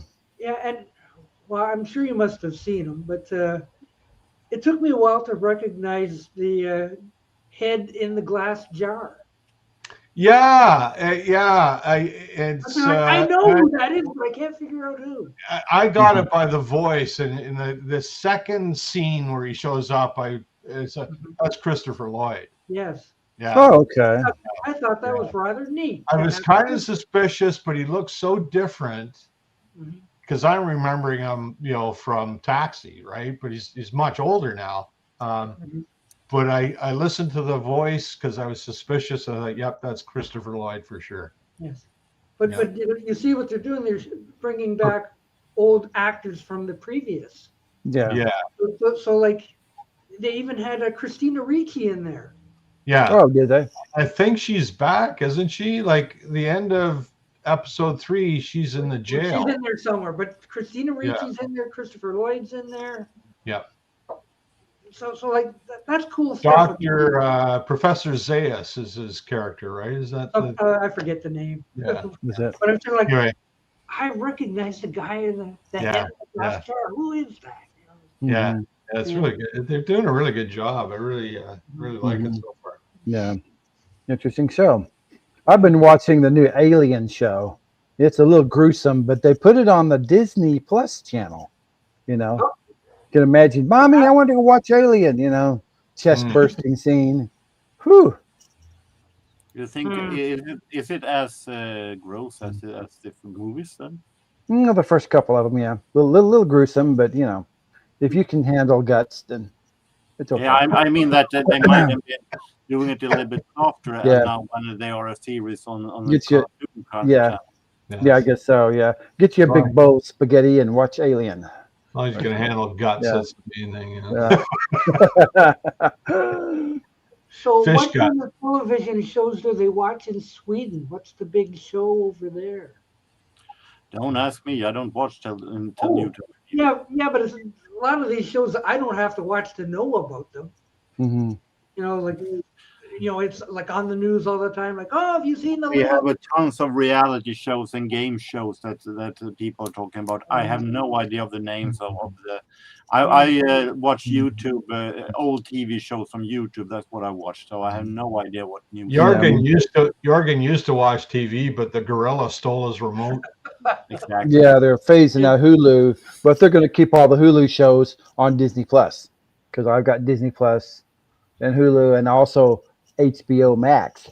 So a lot of interesting stuff. You got to keep Disney Plus because that Beatles thing's coming up in November. I know. I can keep my Beatles stuff in the closet. I don't have to take out Get Back. I can just hit the button. Oh, okay.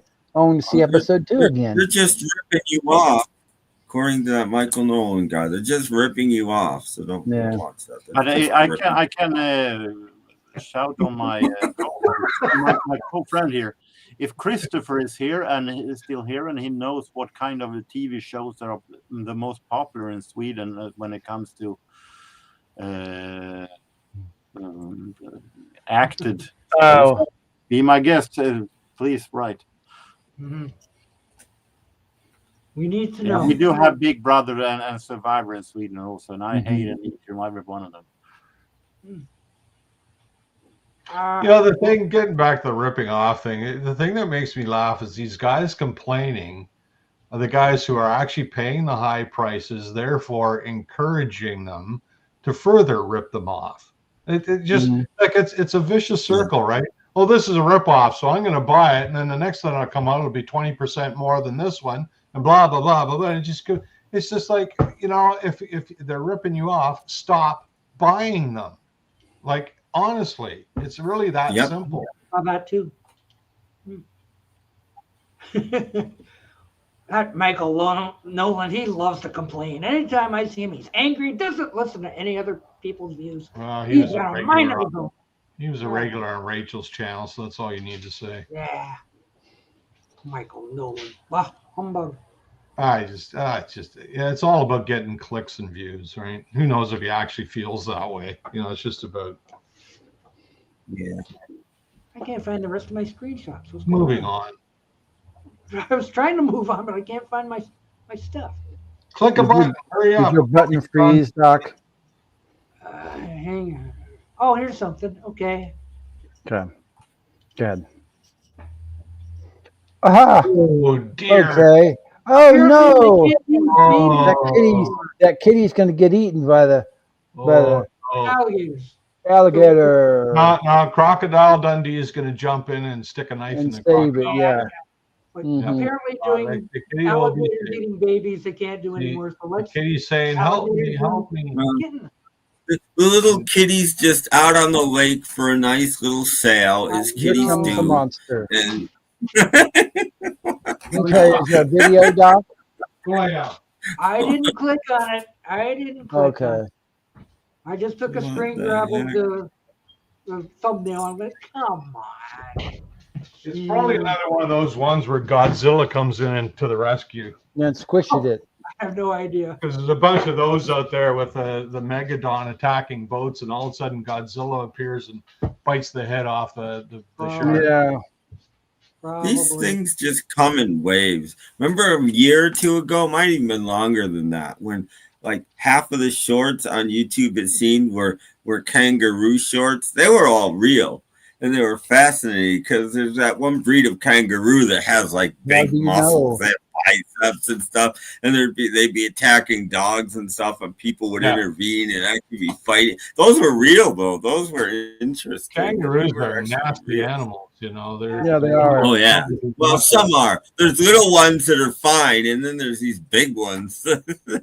They can beat the heck out of you. Oh yeah, they can be really nasty beasts. All right, Kimbo. Know what Star Trekkers said? They have found a few crocodiles in some of our lakes, so be real careful swimming, guys, because you know. Hello, Kimbo. You'll be water skiing along, and just like Jaws, yeah, every time. See you later, alligator. Happens all the time. You go from jumping the shark to jumping the croc. Yeah, jumping the croc, yeah. They have a monster croc. Oh, what's on this? From CBS News. Watch Okay. this. A new video shows a U.S. missile bouncing off a UFO. Okay, let's see it. What? I don't know. But this is a I don't know screenshot. about this either. Looks like Fake. a rainstorm. CBS fake news. Are you going to play it, Doc? What? I don't think this is from CBS. All a UFO means is an unidentified flying object. All that Before you means play is it, shot I at predict- something we don't know what it is. That's all it means.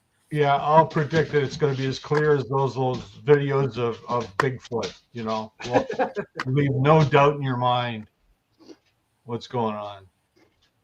Well, this looks like fake news. This is somebody using CBS's name to get you to click on it. I can't see anything. Like, is this supposed Looks to like a rainstorm, yeah, to me.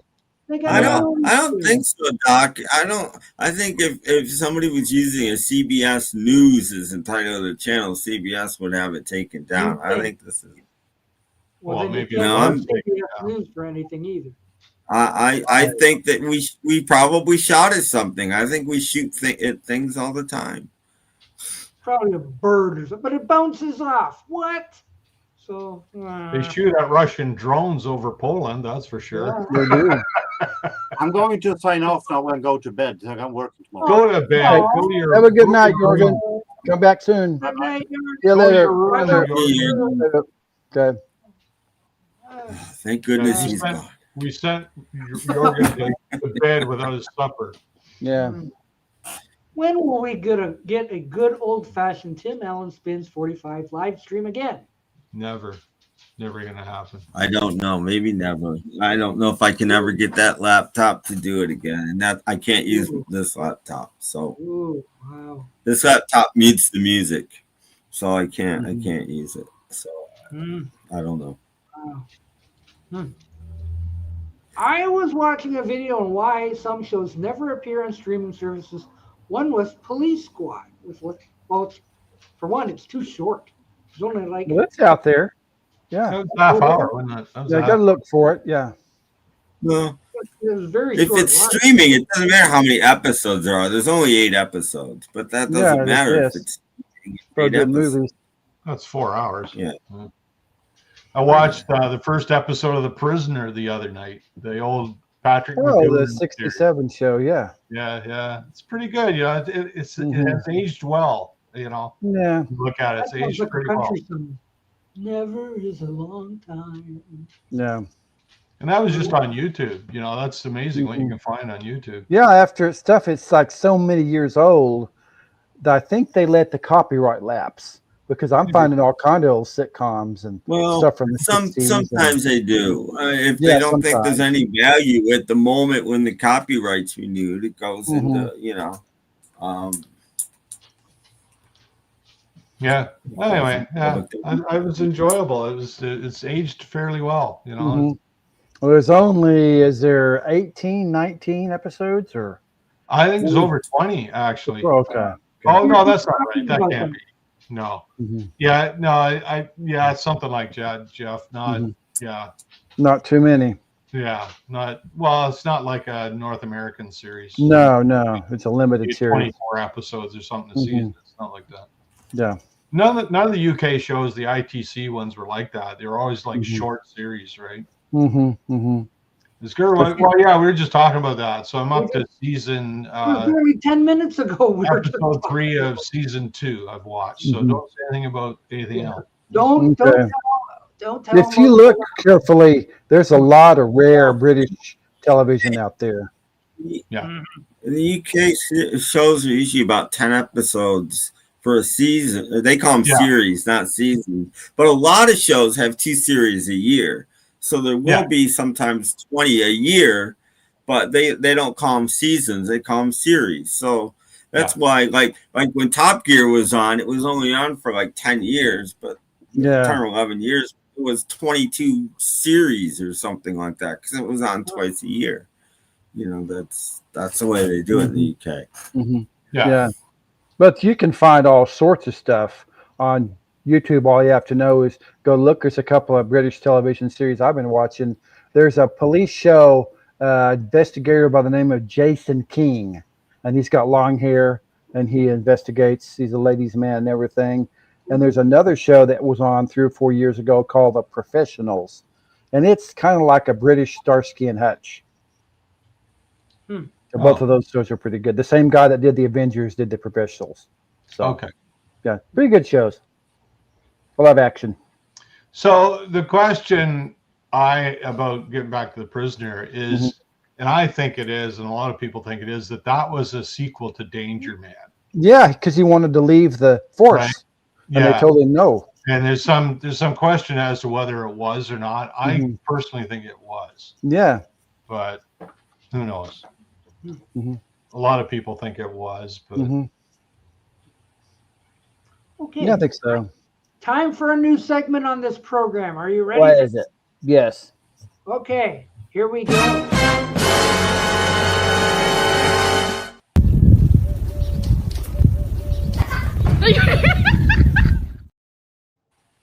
Ooh. Killers. Show that again, Doc. I didn't see it at all. I saw a flash of a desert, and that's all I saw.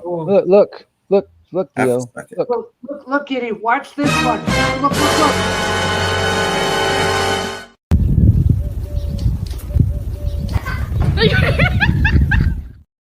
Yeah, I saw it now. Yeah. It gets up. What happened? Don't blink or you'll miss it. I was going along minding my own business. All of a sudden, bam. Bang. What happened? Yeah, The Persuaders is a good show too. I watched that about a year ago. I remember talking about it. I own it on DVD. Oh, really? I really enjoyed that series. I thought it was a lot of fun. Yeah, like I said, if you look, there's one called Z Cars. It's a British cop show. And it's just interesting stuff, but you have to look, you know.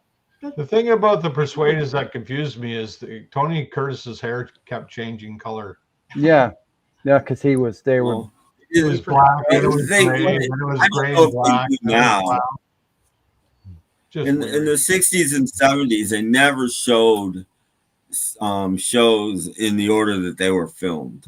I don't know why, but they never did. They do now, I think. But well, yeah, but it's still confusing because the pilot, his hair was gray. Oh, was it? And then in later episodes, it was black. And then it was gray again. So I don't know. I'm a bit confused. Continuity's out the window. But maybe he was doing a movie too, and he had to, diet or whatever. That happens. Well, he went to the hairdresser, I guess. I don't know. Yeah, that could be. He was doing 40 pounds of trouble. Yeah. I always enjoyed that show. I thought it was great. And, you know, they remained lifelong friends after that. Oh, yeah. They were buddies. Now, there was another series. I can remember Roger Moore doing interviews, and he was in the early days, he was frustrated with Tony Curtis's acting because he had that all the time. And Roger Moore, you know, a theater actor, right? He was like, you read the lines as written sort of thing. And he was always frustrated early on until he got used to how Tony worked. And then it was okay. But I thought they had tremendously good chemistry on the screen. Yeah. Yeah, there was another series that I used to watch, and it may still be out there. Have you ever heard of Sapphire and Steel? I with have. Joanna Lumley and David McCallum. Yeah. They're living minerals, and they solve crime. Sapphire and Steel. Okay. I remember the name. I don't remember seeing it, but yeah. Just a lot of interesting stuff. Yeah. Yeah. Well, for my money, the best British TV series is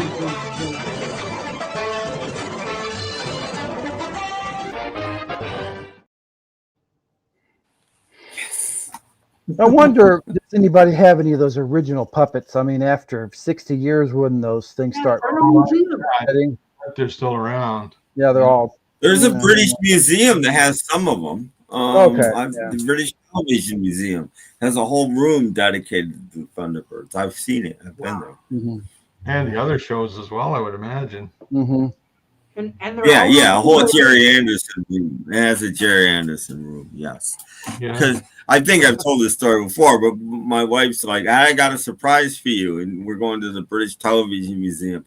And we get through the whole thing, and I'm looking the whole time for Thunderbirds. And I'm like, I can't, because at the time, that's the only series I really knew. And I'm like, I'm very, very disappointed. Then we get to the last room in the place, and it's nothing but. And I'm like, there it is. Tim goes to Mecca. Pretty much. I mean, the Doctor Who, I saw Doctor Who stuff. That was cool too. But I wanted to. Roger Moore would never get along with Robert. Glenn Johns' first job was at ITC Recording Studios. Oh, really? Ooh. He spent a number of years there. That's where he up learned the craft, was at ITC. Mm-hmm. Yeah, I think Shout Factory has a third and a new Blu-ray set too. So yeah, out there somewhere. Yeah, I still have my Christmas episode, don't I?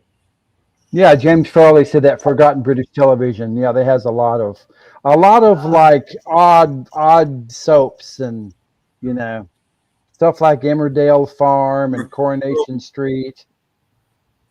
Yeah. Well, Merry It Christmas. might be over now, but there was a YouTube channel streaming Jerry Anderson stuff. Everyone. And Merry Christmas. To each and every one of you. And a Merry Christmas to you too, sir.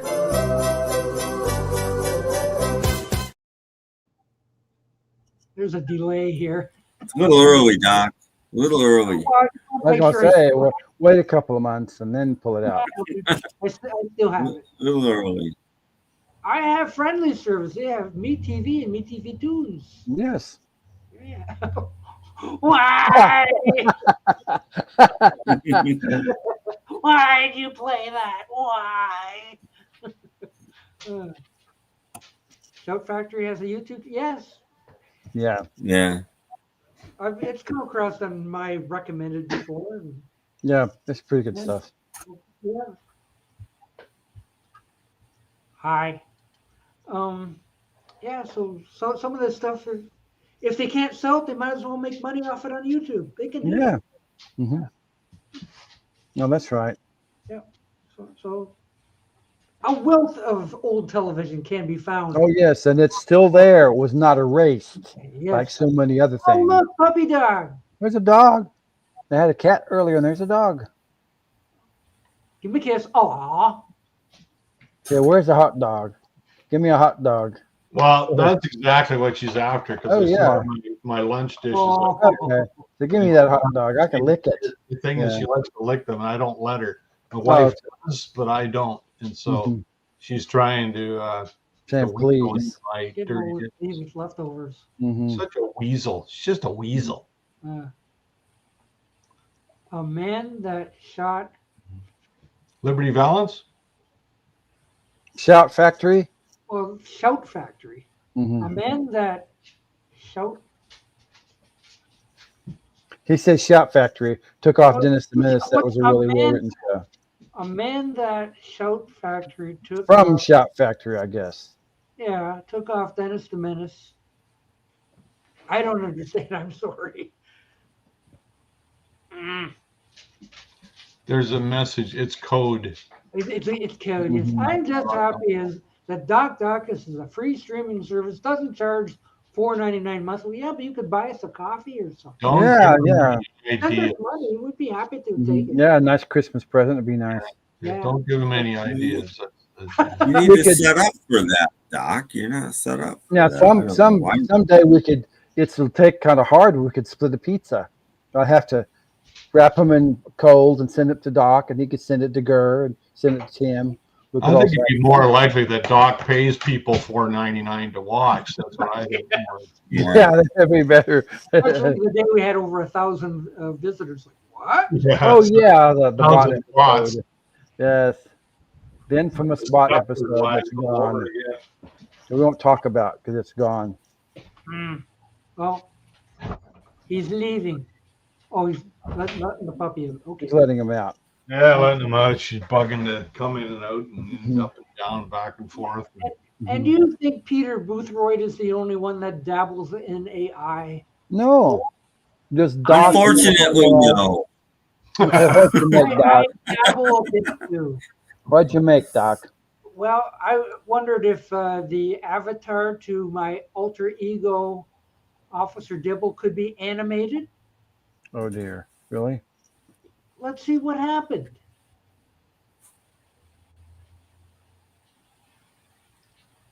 Wow. No, you could put vocals to it. I didn't hear anything. No, I No. don't know how to put the sound to it. So, but yeah, I put the avatar and you said Well- animate, and it did. Doc, I hate to tell you, but I'm pretty sure Officer Dibble was animated. Yeah, but Yeah. that was AI animating it. You know, I just put in the avatar picture and I said, do something with it. Well, I did say, make him angry, because that's what Officer Dibble basically was. Oh, yes. So I said, okay, and I didn't call him Officer Dibble. I just make Doc man angry. And Doc just gave us an animated version of Officer Dibble. yes. That's Yeah. okay. An animation of an animation. Yeah. If you had donations activated, you'd definitely get some. It might even help paying for StreamYard. Well, Hey, he's got to pay us. I don't know why you don't buy do me a it. Fresca. We come before StreamYard. He's got to pay us first. Yeah.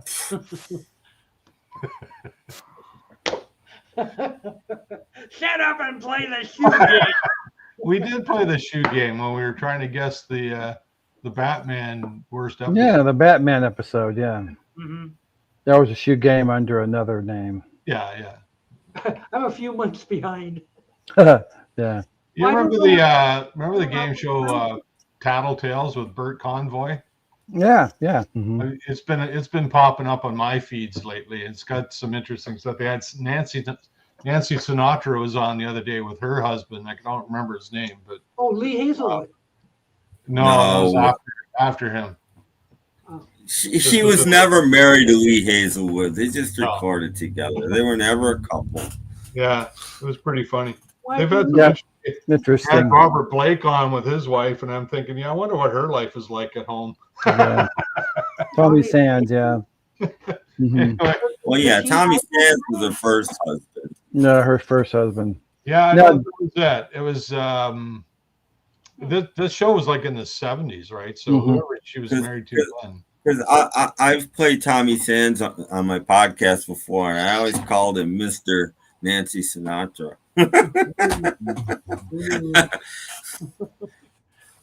I suppose. Yeah. Now, have you seen any of the videos of the match game bloopers? Somebody's Yeah. put together 2 or 3 Oh, different I haven't seen those. They're match fake. game bloopers. I watched one and gave up. Well, there's like 3 of them.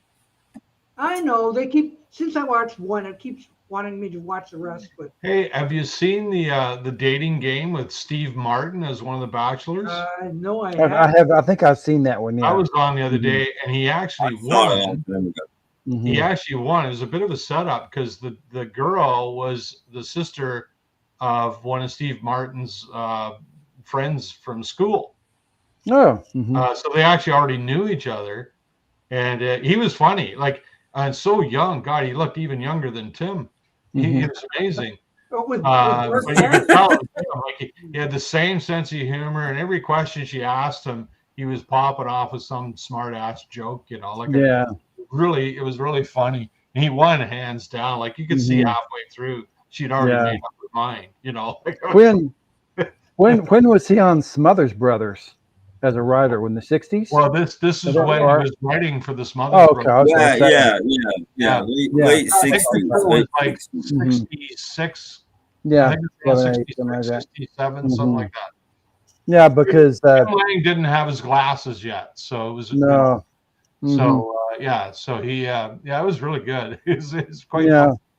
Yeah, back then I think let's see, Ed Sullivan was a family show, and Smothers was the radical show because they showed a lot of people that wouldn't go on. Yeah, and it got them canceled, and meanwhile, Laughing stole everything they ever did on another network that was much freer to let them do what they wanted.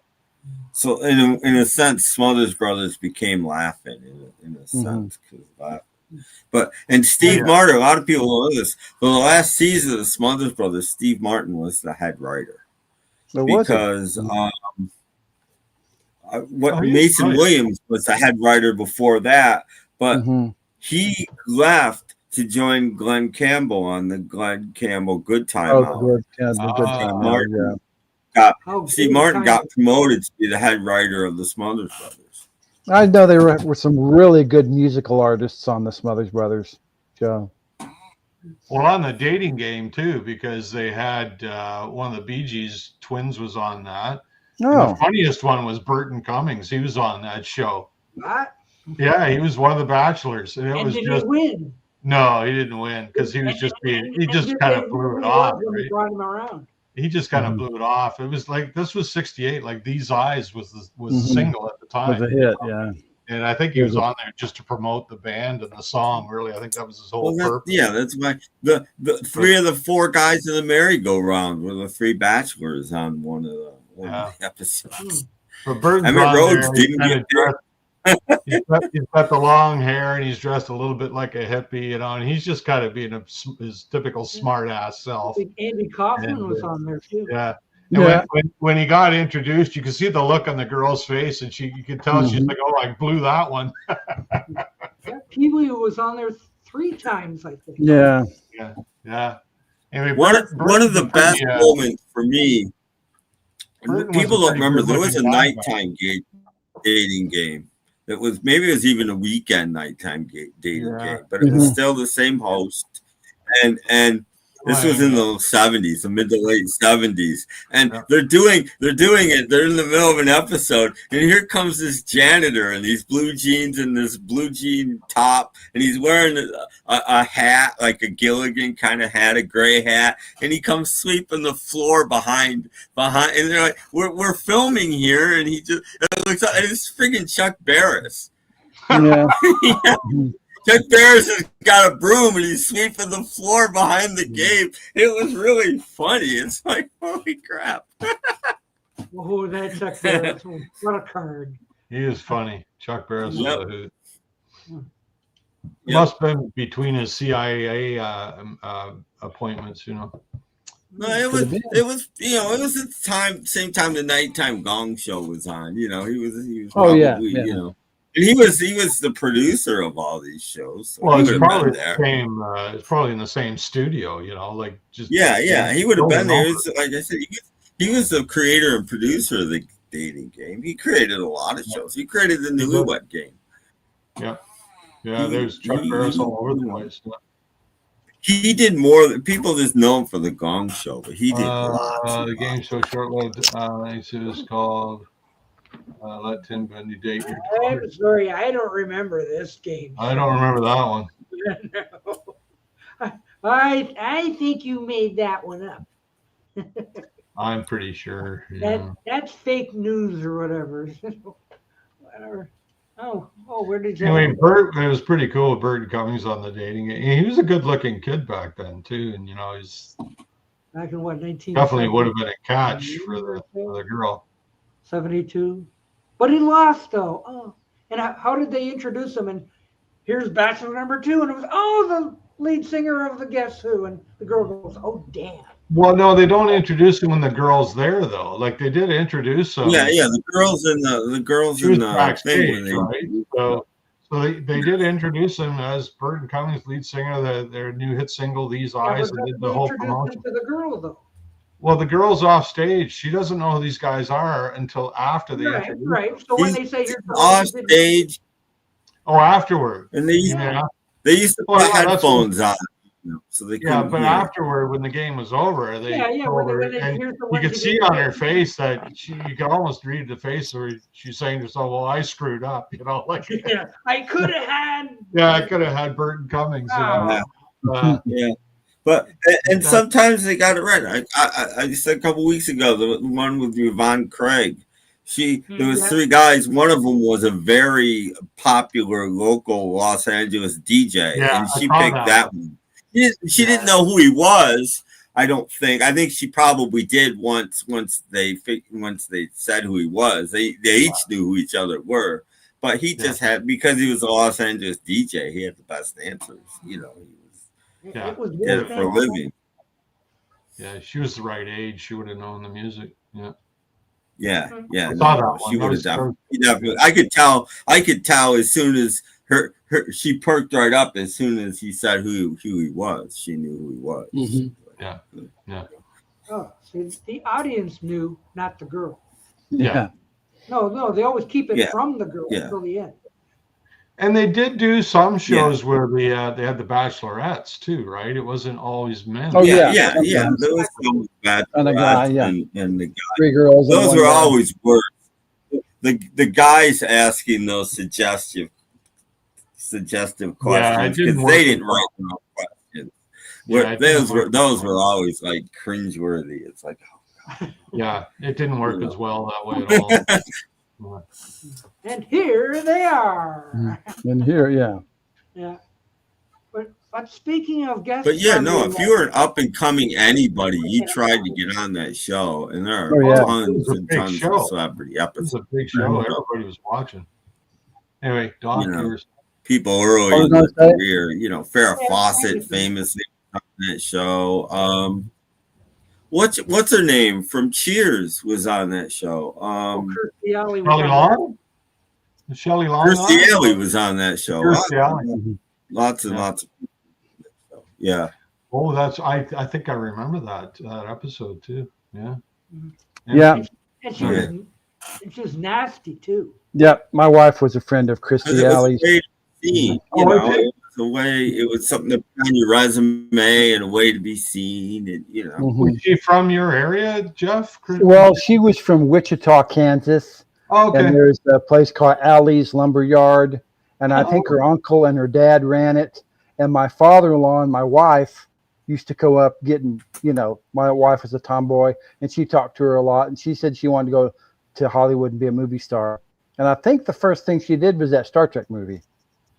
But but she's that from was her Wichita, first Kansas. major thing. She She's done from a Wichita, dating game Kansas. before. She had a major role there too. That was a big Yeah. role. I think Alley's Lumberyard is still there, Wichita, Kansas.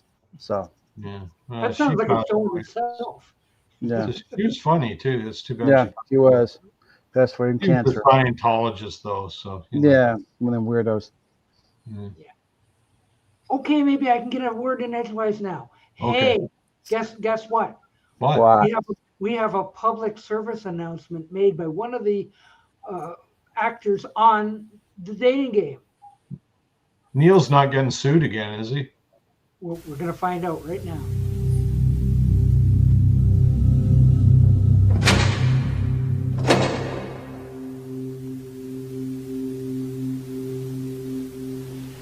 This is crack, rock cocaine. It isn't glamorous or cool or kid stuff. It's the most addictive kind of cocaine, and it can kill you. What's really bad is nobody knows how much it takes. So every time you use it, you risk dying. It isn't worth it. Look, everybody wants to be cool, but doing it with crack isn't just wrong. It could be dead wrong.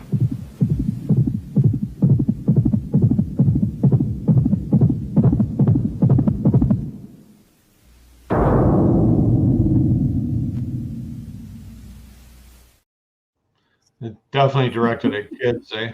Yeah. Holy cow.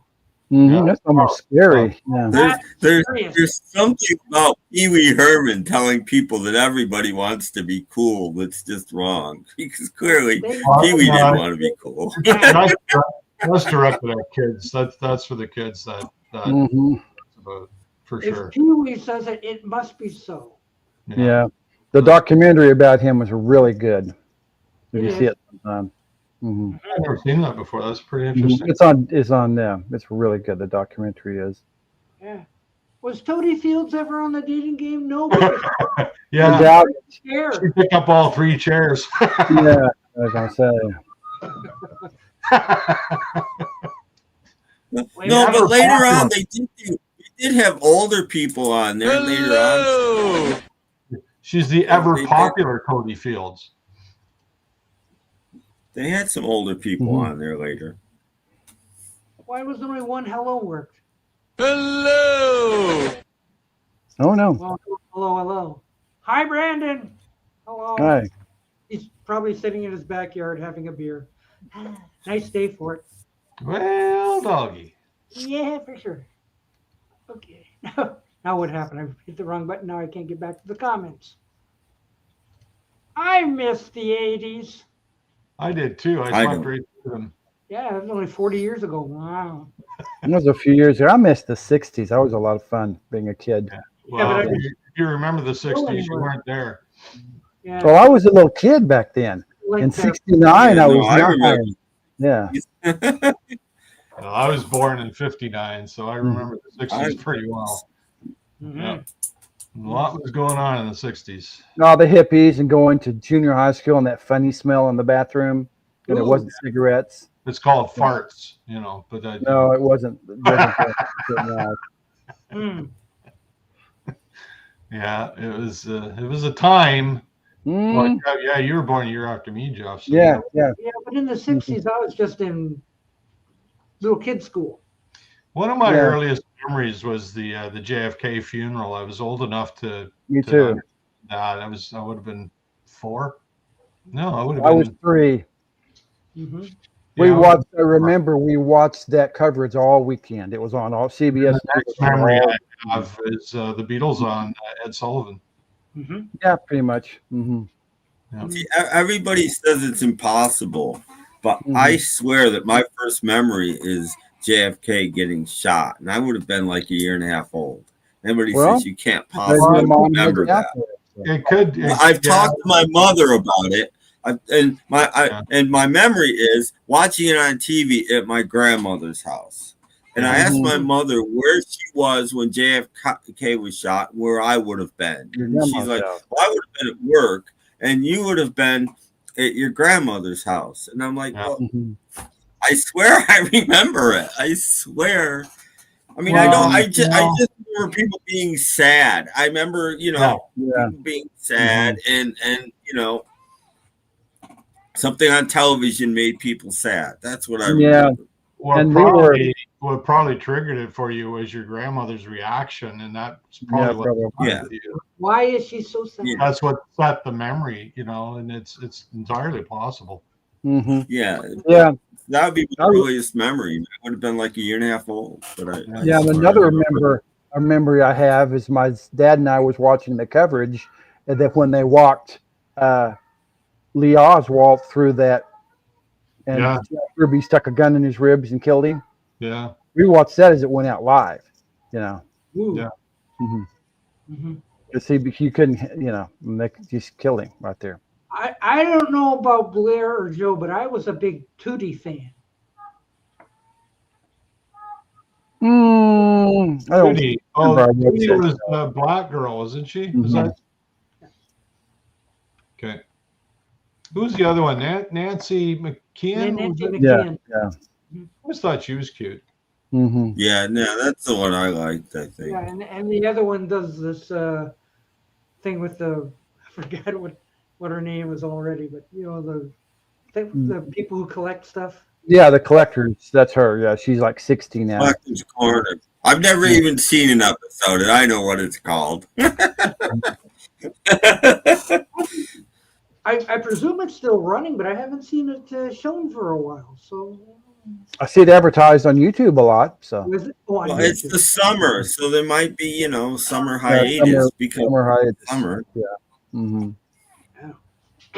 But I was going to say, like, I remember the Cuban Missile Crisis. I don't remember a lot of that. And Nancy McKeon is the same age as my wife. She's 59. Oh, is she? Mm-hmm. Born in 1966. Yeah, so like in grade school, they were having us practice the duck and cover business. Oh yeah, I remember seeing that. I That was did before that. my I time. did that all through grade. Mhm. Even into high school, we were still doing some of that stuff. And Yeah, it's like, because that was going to save your life. yeah, They had us doing it. And I must have been about Look, 6 years and old. cover, hiding under your desk, Mhm. going out in the hallway and going down like this. Well, they against the don't build wall. desks. They don't build desks like that today.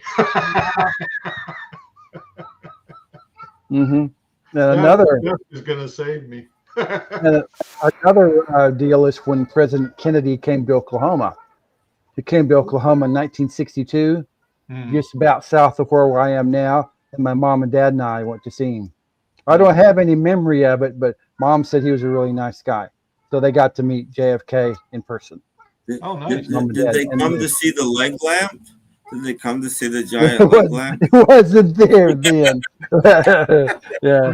Free leg lamp, right? Yeah. It was about 1962. He was in Oklahoma. Mm-hmm. I don't even know what the Saigon airlift was. What was that? Probably So it doesn't stuff like the that. end of Vietnam had been 75 when they let all those people out of Saigon. You know, when they evacuated Saigon when the communists took over. I guess. Mm-hmm. I believe that's right. Yes. Herb Yeah, Alpert yeah, was A&M. A&M. Mm-hmm. And Mhm. Jerry Moss was the M. Albert and Moss. Mm-hmm. Yes. Yeah. Yes. With a heart. No. Yeah, school is interesting. Classroom, so we had to duck our heads under the desk and do this. Yes. Duck and cover, duck and Yes. cover. So. Yes. And everybody knows my story about singing the Underdog song in the bathroom. I want to hear it again. I don't know the words. That was Oh, been come a long on. time ago, Doc. I was 60 years ago. Yeah. Because they took me to the office and he said, "What are you doing?" I was singing the Underdog song, and she showed me the paddle and said, "Do you want this?" I said, "No." I said, "Well, you get back to your room." Okay. So Please put your strap away. yes, put your paddle away.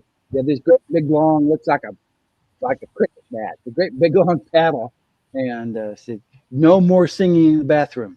So okay. And you learned your lesson. I learned my lesson. Never did it again.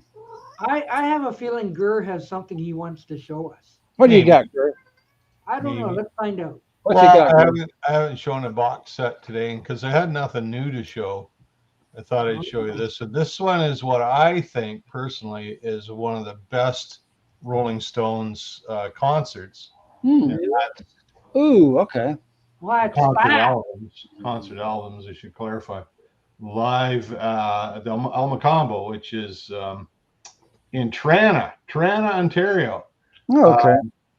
And this was the shows that April Wine was their opening act. And so April Wine put out a single album called Live at the Alma Combo. And this was the time around the time where Keith was having his arrest issues and in Toronto and got busted. And one of the I think it was a fundraiser for the CNIBC, which is the Canadian National Institute for the Blind or something. Anyway, CNIB, CNI, I don't know. Anyway, CNIB, yeah. So I thought I'd show this because I think this is really good. This was out, I think, around 2021. Mm-hmm. It was kind of a, COVID thing. Now, go ahead. Were those other concerts where Keith was arrested? Yeah. Was it? Okay. Yeah, it was just after the arrest. So I think part of his restitution was to do this. Okay. Oh, okay. And it was originally just to be a Keith concert. Oh, and of okay. course, the rest of the band said, "No, we're going to do this as the Rolling Stones in support of Keith." So now they did release "Love It Live." People will remember that album from I remember that one. '77, and they only had, I think, one side from the Alma Combo. So this is a full concert, and they give you it's 4 records. Oh, 4. That's like a box set. Yeah. They actually did 2 concerts, and I think between the 2 concerts, I think this is mostly the second concert, but they might. I think they had some stuff from the first concert in it. But it's if you want to get something that's really representative of the Stones at that time period, this is a really good one to have. This is a pretty turquoise one. And I think they also did this on black vinyl. Don't quote me on that. I can't remember because I just ordered it. And I didn't even realize I had ordered the colored vinyl one, but that's the one I got, so I'm happy. Good. I think the records are different colors. Just let me see here. And it sounds wonderful. So this was obviously, the Ronnie Wood era. I bet you this one's pink. Just saying. Let's see. Oh, my golly, look at that. I was right. Ooh. Whoa, yeah. A wine color. Yeah. Yeah, well, it's more of a shocking pink. Yeah. In the real world, but yeah. So that's pretty cool. And I'll just put all that away when I'm done here. Save some time. So on to the next ones. This is E and F. So E and F. Oh, I should show the gatefold here. There's the gatefold for E and F. And G and H. And we got some more pictures. So this thing in the background, you might recognize that from the April Wine album. That's sort of the logo. That's the Alma Combo logo. Okay. The palm tree with the sun in the background.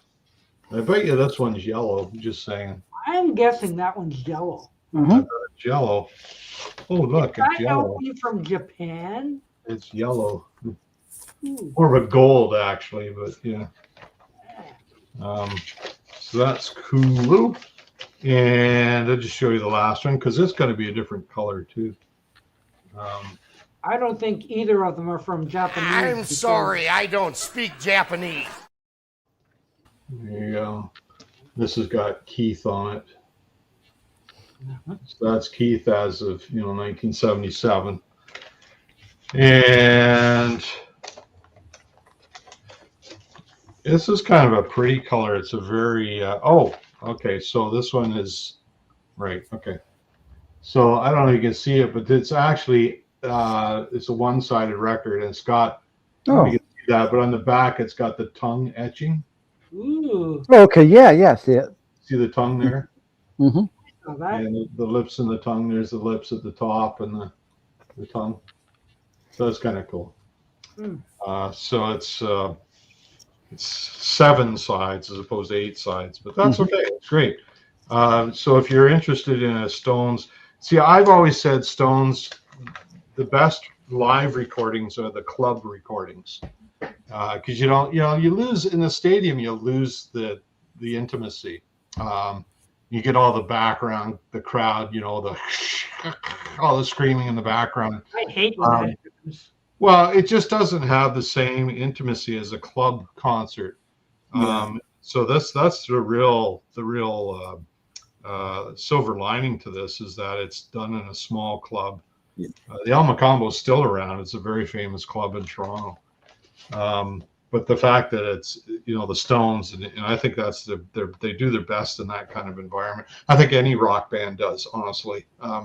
Stadiums aren't great for live music, No. When I moved to DC, I stopped going to stadiums. Period. There was enough people. I mean, hockey rinks are a good compromise. They're not quite as bad as a stadium. They're not great, but if you can ever see a headlining, like you pay extra because there's fewer seats. But the Stones, they'll do this at the beginning of all their tours. They'll play little clubs as warm-ups. Mm-hmm. And Mick has said this is when all the warts come out, and that's how we know what we need to work on and what we don't. Because in a small club, that those come very obvious to us. So yeah.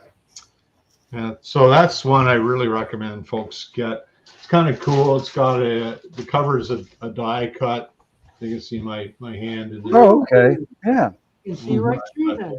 And it's just a slip case. You know.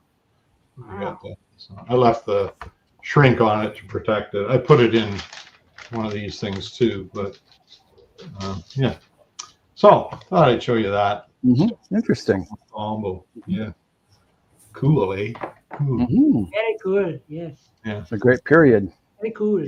Yeah, it was kind of a bit of a comeback period for them, I think, because some girls would follow this, right? Yeah. And that was a big album for them. They had a minor hit with "Fool to Cry," probably around that tour. So they were starting to Yeah. come back. Yeah, but as far as an album, that's Some Girls was their big comeback album, if you want to call it that. I don't. I still think the Mick Taylor period is my favorite period. Even really people don't like Goat's Head Soup, and I personally don't get that because that's my favorite album. But anyway, So what do we think about Amazing. amazing. Yeah. That's what I thought too. Mm-hmm. Yeah. I've got an interesting box set of the week if you want to see it. Awesome. Right ahead. Yes. It's different. You probably never seen this. Maybe not. It is T-Rex, the Electric Warrior. Oh, I've seen the entire album on 45. What? Oh, not on 45. Yeah, that is cool. Yeah. Yeah. There's the original hype sticker. I just stuck it to the inside of the box. Yeah. Good stuff. And they're all in picture sleeves. And if you put them all together, it makes a giant picture. Yeah, that's cool. I like that. Put it out on the floor and lay them all out. Like the Batman bubblegum cards. And it's the entire album. You know, so the picture sleeves don't make a lot of sense till you put them out on the floor and turn them into something. But yeah, it's an interesting way to do it. Rhino put this out, I don't know, around 2000, I'm guessing, 2000, something like that. But it's interesting. It's the entire album on full, and they sound pretty good. I mean, it's a good sounding thing. And there's the last one. I can't put them all together to show you, but yeah, it's kind of interesting. It's Electric Warrior on 45, the entire album. That's amazing. Interesting. No, I've never seen it before anyway. There you go. Ta-da. The Electric Warrior. That's it. Fantastic. Thank you, Tim. Yeah. Jeff Kendall, you got any box sets? No, not really. No. You've seen all the box sets I have. So. I see. There is something that you haven't done. That's cool in that album on 45, though. Like that. Alice Cooper's doing that pretty much exclusively now. Every album he releases is a double album. It's because it's 45 RPM. He's been doing that for like the last 10 years. Everything he puts out is a 45 LP. And Rock was doing that for a while. It's better fidelity. There's a label yeah, that's why they're doing it. It's better fidelity. Higher fidelity. Yeah. You must have actually put it away because I don't see it back on your desk. I don't see it back there on your. You put the Cooper away. It's there. Oh, there. There it is. There it is. It's getting dark in here. There you go. Yeah. Here, I'll put it there. Daylight saving time ends very soon. then we'll all be in the dark. Yeah, let's put it there. Yeah. The window light will catch it. Yeah, the people in Tuktoyaktuk are probably in the dark already. So. You never know. Cold up there. Oh, it's probably in the teens. Not yet. Probably like December or so, wouldn't it? I don't know. Mm-hmm. Brownsville Station wrote that song about Jeff singing in the boys' room. Mm-hmm. The actual song was called "Smoking in the Boys' Room," but it's just in the boys' room. Mm-hmm. Big hit around here because the band is from Detroit. Oh, the Brownsville Station. Mm-hmm. Are they? So it was very huge around here. Yes. Mm-hmm. The second single, not so much. Mm-hmm. It still gets a lot of radio play, that song. Mm-hmm. Yeah, I imagine.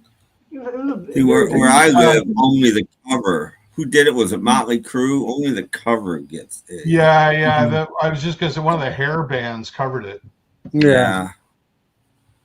No thanks. Oh yeah, Underdog in the Boys' Room. Yeah. I can't live that down. Even 50 years later, you can't. Yeah, I drove by my old school the other day. You know, unfortunately they closed my old school a couple of years ago. It's still there, but it's closed. Still looks the same. They turned You my should school. do one of the Explorer videos. Yeah. Yeah, that's a video. It's like, I remember going to this class. I went to that school way back in the 60s. Yeah. You This is remember where that the time. used to hang out, that kind of stuff. Yeah, the school I used to go to it's like an insurance building or something. It's gone. Like Yeah. Yeah. Wow. The high school I graduated from is still up and running. They changed the name, and the elementary school. I only went to 2 because in New York State it's still this way. I don't understand it. We only have kindergarten through 8th or 9th grade, and 10th, 11th, and 12th is high school. 9th grade isn't high school where I grew up, and it still isn't. But anyway, that school's still there, and it's still kindergarten through 9th grade. Still. Yeah. Kick Magger wants Tim to do a vlog. Go record some footage at thrift shops and driving, etc. I only have one thrift shop, and most of the time there's nothing. And I would never do a video there because the records and stuff are right next to the counter. So I'm not doing a video there. I mean, literally the counter is right there, and there's the records and CDs and videos. And I'm not going to do a video with these people watching me. Huh? And that's why I've never done one there, because that's where they keep that stuff. It's right next to the counter. What are you doing there? No pictures. No pictures. Yeah, exactly. Sometimes I was kicked out of a record store once for. What are you doing? Well, you should ask. You put that camera away. Put that And see, having worked in retail my whole life, I know why certain places won't let you film, and it's not why you think. Most people think they don't want to be on camera, blah, blah, blah. It's a liability issue. Suppose filming and something falls off a shelf and hits somebody on the head or something. Now they've got proof of this, which is it's a liability thing. In case there's an accident in the store or something happens while you're filming, that's why they don't want you filming. It's not to protect the store's image, or it's a liability thing. It's an insurance thing. Yeah. Oh, you mean like that one where I seen the end-aisle display of Gatorade about to fall down? Just to fall over. You should have bought a couple. From the Run around the corner and hear a crash. Whoa. Clean up on all 5, you know. I've got Yeah, you could have bought them to pay for StreamYard for you. Yeah, that'd be good. Yeah. No, there was just friend at the thrift store who likes to see what he's buying. Oh, that guy used to stand up by the records. I don't. I don't think he's a yeah, Michael. Michael might have died for all I know. I haven't seen Oh. Michael in a long time. Michael used to keep us from buying stuff. There's a couple people I know that are there once in a while, but I don't. Nobody I necessarily like or want to talk. Yeah. There used to be one at my old thrift store that closed before COVID. He was a nice guy, but he's the only like thrift store friend I've ever had. There used to be a floor walker at a store here, and she would actually watch you shop. Oh. Because I guess the young people, I was over there looking at the records, and she wore high heel shoes and a long dress. She was like 60 or something, and you hear clump, clump, clump, clump, clump. And I'm looking to the records, clump, clump, clump, and I will go around to the other aisle, and she'll go away, and I tippy toe back, and here I hear clump, clump, clump, clump, clump, and I look up, and there she is standing there looking at me. I guess they thought that young people would be shoplifters. I guess.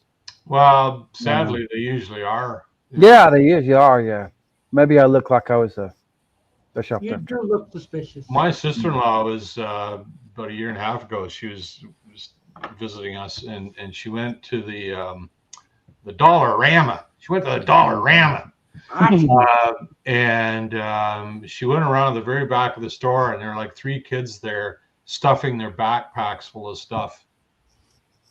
And she went out the front and she reported them, and they caught them and held them and waited for the cops to show up. And one of them, this is how cheeky the little so-and-sos are. She says to my sister-in-law, this is a girl, she says, well, I'm going to find out where you live. Yeah.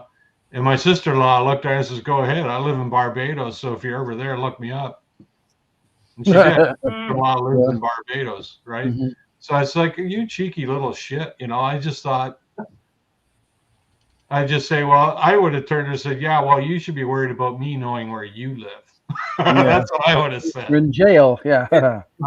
New York State has gotten so liberal now. You can't arrest anybody for shoplifting inside the store. You have to let them leave. Yeah. So if you see somebody shoplifting, you have to call the cops, tell them who they are, and the cops hopefully will be waiting for them outside. Well, same you here. Cannot. It's the same here. So they didn't arrest the kids, but they did call their parents. So we figured we'd just let their parents deal with them. You know, it's the same law here. You're not actually shoplifting until you leave the store. Yeah, and until you leave the store, which is unfortunate. But it's and if the cops don't come or get there on time, then it's obvious the intent was there. And you know, they stood there and they denied it, and they said, well, let's open your bags. Yep. And so they did, and this stuff's just full of stuff. Like, you know, you sit there, you twit, you're not doing it, and then you deny doing it. It's like, what's the end game here? Yeah. Oh yeah. Well, okay, you denied it, so we're not going to look at your bag. Sorry. Parents these days will sue the store and yell at you, and then wind up suing the store. Yeah. We had kids at Sam's Club once. A guy I worked with caught them. These 2 girls in between. You know, they got the giant shelves at Sam's. 2 girls in between, like stealing candy and gum, sitting there eating, blah blah blah. And this guy caught him and went and found her mother. And my kids would never do that. Blah blah blah blah blah. I'm gonna tell your manager on you for lying about. It's just like, come on, wake up. Yeah, the same stuff would have happened because I used to work the overnight shift at Walmart, and there would be people taking bicycle races in the aisles. We've been trying to clean, you know, and the manager wouldn't care. Once a week I used to have to work overnight at Meyer. I made and then I hung our weekly sales signs up, and it was sad. I hated it because you'd see the worst parents in the world. You'd see people shopping for groceries at 3:00 in the morning and have their kids. And it's like, what are you doing? What are you doing? Bringing these poor kids are like zombies, you know. They're like this, and you're just no wonder they don't. I'm up there on this high thing, hanging signs, so I could see everybody in the store, and it was just sad. It's kind of like at the Walmarts in Oklahoma or most stores in Oklahoma, the cutoff date for buying alcohol is 2 a.m. So people would come running in at 5 till and get a 6-pack of beer and get it at the line and go right up to the line, and it clicks over 2 a.m. Sorry, you know. Yeah. In New York, it's 1 o'clock. Yeah. Mm-hmm. And I've seen people launch a 6-pack of beer because they couldn't buy it, just over their head, just throw it, you know. And noon on Sundays. And liquor stores used to have to be closed on Sundays. I don't know if they still do or not. Not here anymore. At one time, but you can't buy beer after 2 a.m. Or any kind of alcohol. No, you can't buy. You can't. Well, alcohol probably 9 or 10 here. If you can find liquor stores don't have to be closed till 1, but I don't think there's any open past 9. I doubt it. But here you can buy beer in a grocery store. So you can't buy anything else in the grocery store here. You can't buy wine or anything like that. But I was at we were at had to pick something up at a vet, and it's right next door to a liquor store here. And people were coming out with cases of beers. And I said to my wife, "Is that I can't believe the amount of money people spend on booze. It's unreal. It's unreal. 24-pack. It's taxed to the brim here in BC. Like the tax you pay on alcohol, beer, wine, anything that's got alcohol, and it's just astounding.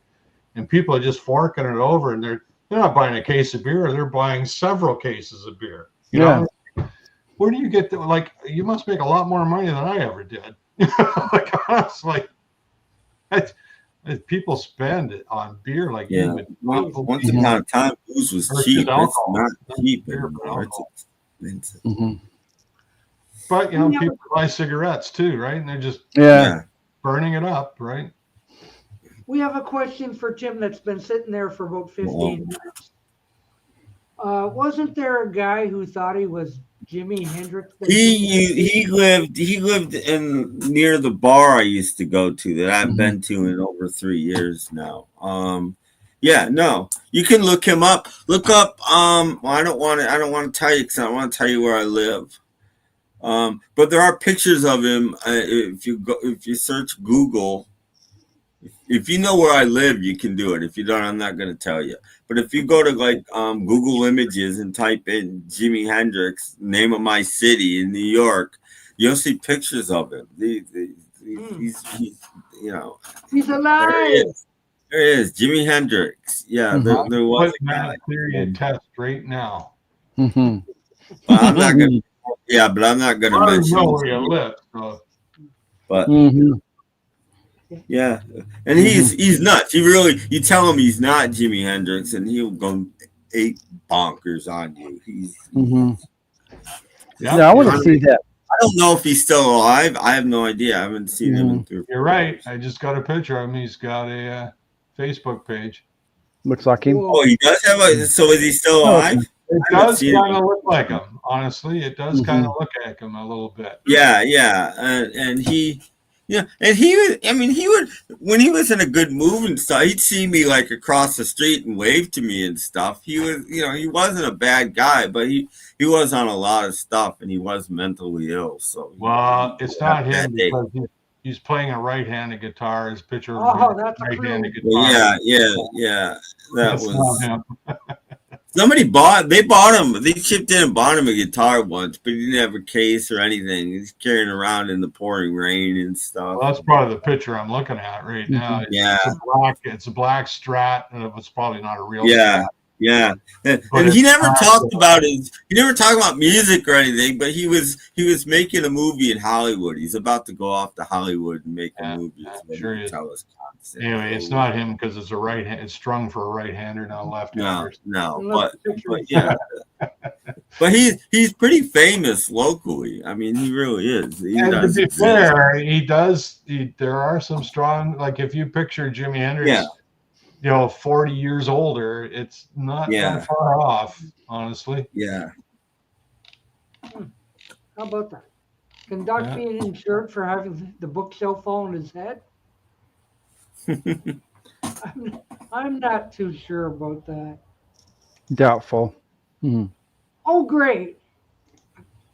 had my finger on the button for 10 minutes and I lost it.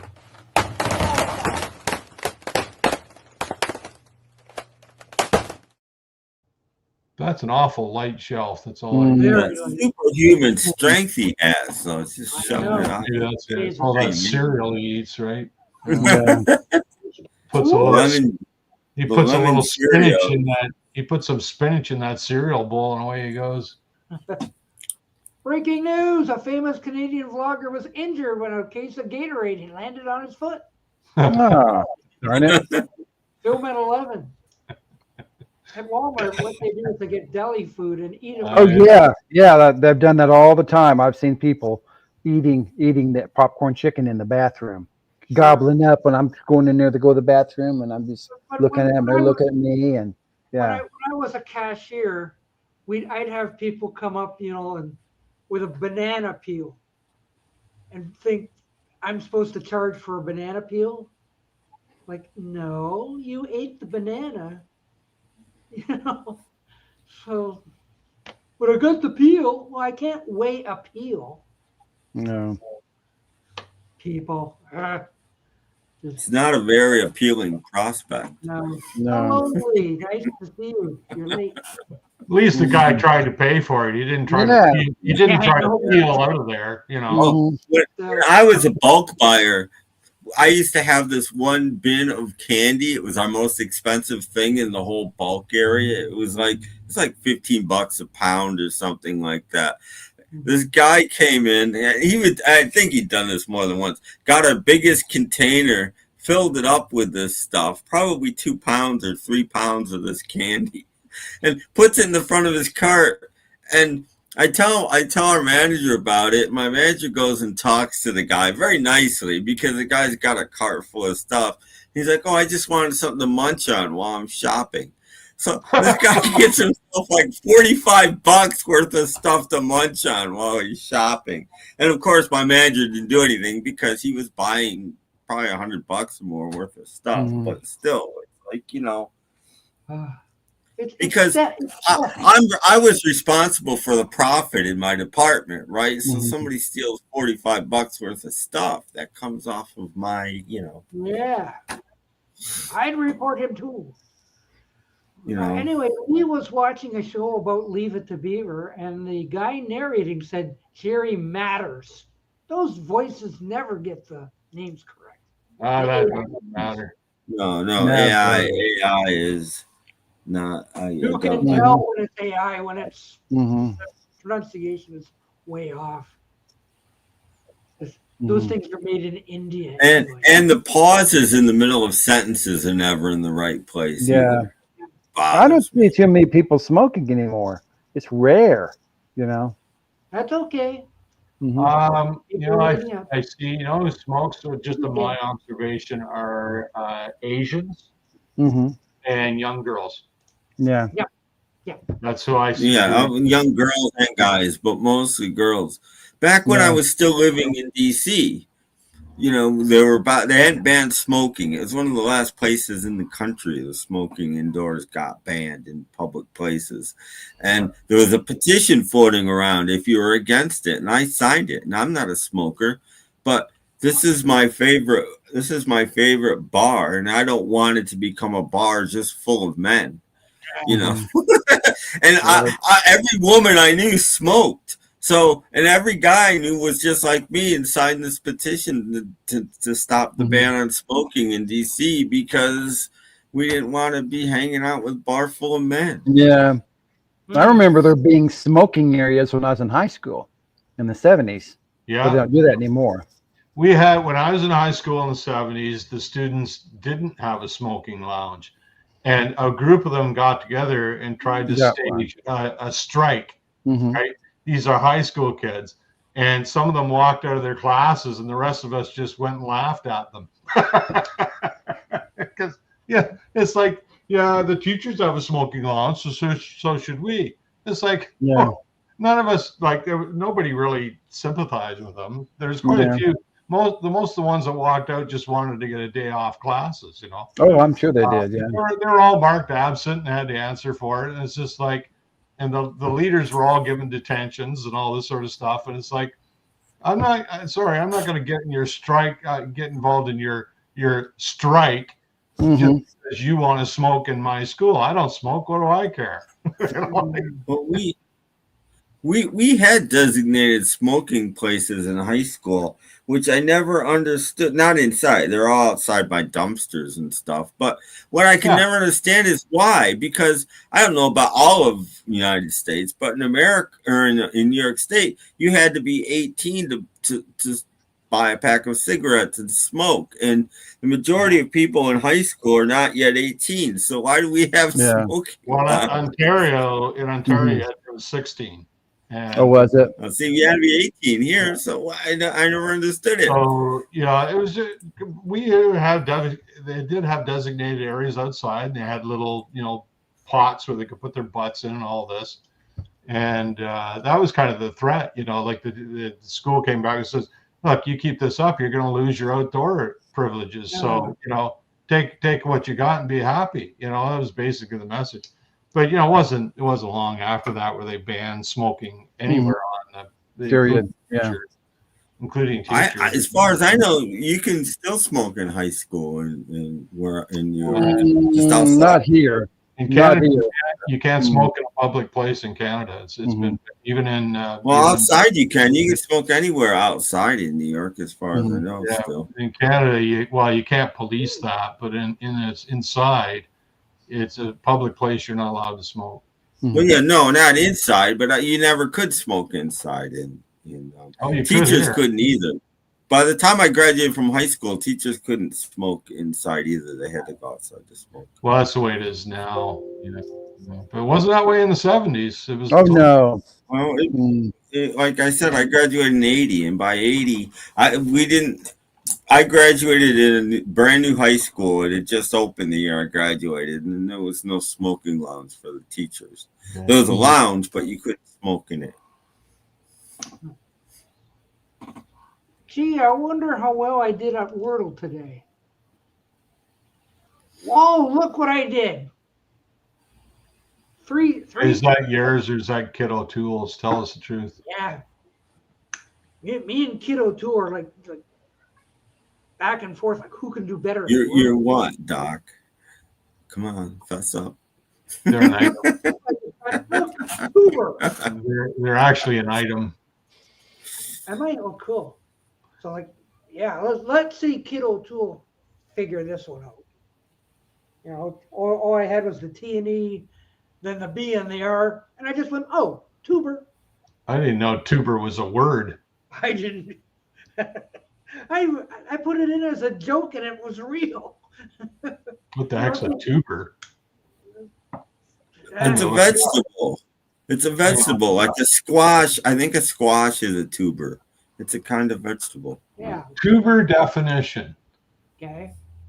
All right, hang on. A much thickened underground part of the stem of a tuber, yes. rhizome, example in a potato serving as food reserves, blah, blah, blah. Okay, tuber. Tuber are a type of enlarged structure that plants use as storage organs for nutrients. Ooh. So it sounds like something in the root system of a vegetable. Yeah, like a carrot probably is a tuber. Yeah, carrot. I think basically we consider any vegetable that grows like on or under the ground to be a tuber. Yeah. Well, no, it's sort of like the roots, like the eyes that grow off a potato is like a tuber. It's sort of like a root. Well, potatoes are a root, basically. That's what they are. Yeah. Same with like you say, carrots. Carrots are basically the root of a plant. Mm-hmm. Hello, Mc1964. And a rutabaga is a root too. Yeah. That's why they call it rutabaga. We didn't have a closed campus in my high school. You could leave during lunch hour. Oh, yeah. You do that here. Smokers could walk to the outside, walk to the sidewalk, 20 feet off school property and smoke between classes. Yeah. Well, yeah, because that's public, right? It's but indoors you couldn't do it. Well, no. Well, except in the boys' room or girls' room or something like that. Because because it's probably cold. I don't want to go outside to smoke. You know. Oh yeah, I remember that. In wintertime, people put on their heavy coats out there Yeah. and light up and be Yeah, shivering but and smoking. And by the time I graduated, there was nobody was smoking in the boys' room because there were smoke alarms in there. By the time Yeah. I graduated, so nobody was smoking in the boys' room. Caught. Yeah. Yeah, You can sadly even it is. Sadly it is. That's And we've got like a marijuana store just about on every corner. yeah, we have legal medical marijuana. It's not legal yet for medical I don't think reasons. it's We really have it. strong, but No. yeah, you can buy it and grow your own for your own use. my thing is with legalizing that stuff is like people still get charged with drunk driving and they can't handle their booze. What do you think they're going to do with that stuff? It's like Yeah. honestly. That's the law here too. If you're pulled over and you've been smoking, Why I think they've done it. That's why I think it's legalized in New York anyway. I think it gives cops way more excuses to pull people over, and it's a source of income. Between the taxes of the people actually buying it legally and pulling people over that are high, you're gonna also lose lives, but nobody seems to care about that. I guess. Hey, look at this one. How did I figure out curly? All they gave me was an L basically, and I still figured it out. Isn't that nuts? So what are you saying? That you're some kind of genius? Yes, I think. Yes. Okay. Okay. Boom. Yes. So genius, go solve the the worldwide starvation problem. I'm too busy. No, Yeah. no, genius, do one right now live. Let's go, genius. Let's see it. No, we have some time left. You got 15 minutes. That's just what we need now is another segment for Doc doing. The puzzle. Whirlies or with whatever. Doc Doctus. Yeah. We don't need any curly whirlies going on now. I would have to try to figure out how to set this up. But give me a minute or so. Oh, you're not. Oh, he's doing it. Thanks, Tim. Tim, this is on you. Yeah, I know. It's your fault. Well, see, if I did it, I would be entertaining because Doc's first word is always slate. I would start out with penis as my first word because that's funny.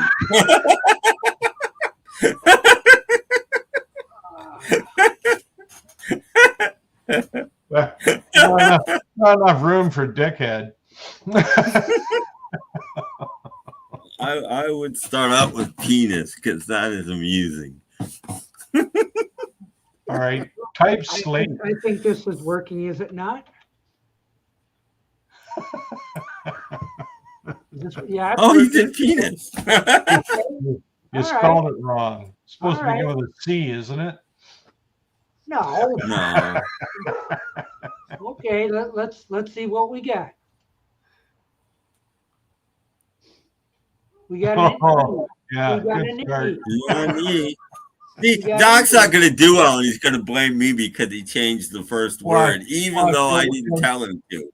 Watch, he'll get it on the next one, and we'll have to acknowledge he's a genius. Well, I am a genius anyway, so let's see. What can I do here? Oh no, that wouldn't work. Slap. Put in slaps or something like that. Select or shape or something. Shape here. I only want to reuse the E though. Yeah. Oh, you can't use the S, right? Okay, how about cleft? Cleft. Okay, cleft. What do we got? Okay. Oh yeah, we're hot now. Yeah, you're gonna. Apparently, penis isn't a good word to start with. No. Well, wait. Actually, he does have something here. Yeah, he's got he doesn't. Never mind. Got an E. Yeah, and he knows it's not in either of those two places. Is all he knows. I'm gonna guess the E's on the end. So, there's no I. We can use an A. So we'll put the A a second. Okay. Let's see. No, I used the N and the C already. Okay. Have you? Oh, you used an L too. Hang on. Got an idea. Yeah. Okay. Break. Yeah, that's a good one. Break. Okay, go. Okay. Oh, we got two now. But neither. Right. Let's put the E there and the. How about no, that's not gonna work. You haven't used a Q and a U yet. And let's see, AI. Haven't used the O or a U yet. Or a Q. Q. We're not going to use Q. Well, it could be QU. QU. QU, yeah. No, QU. What? Yeah. Homer. Homer. Don't. Don't. Don't. Oh, that. Oh, look at that. Look at that. All right, so the ER are correct. All right. It's got an O in it. It's not going to be beside the O, so it must be the first letter is O. How about? Yeah. Dot. No. Joe. No, you can't use K again. Oh.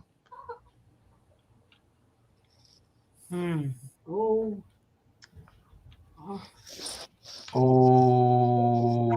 Otter. OVG. Could be otter. Oh no, you haven't. No, it can't be otter. Ogre. Auger.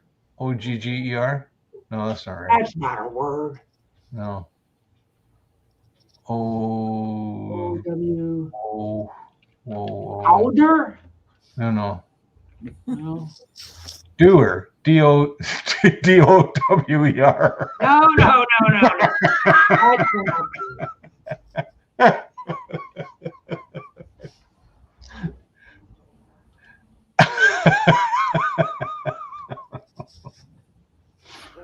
No, the T's not in it. It says B.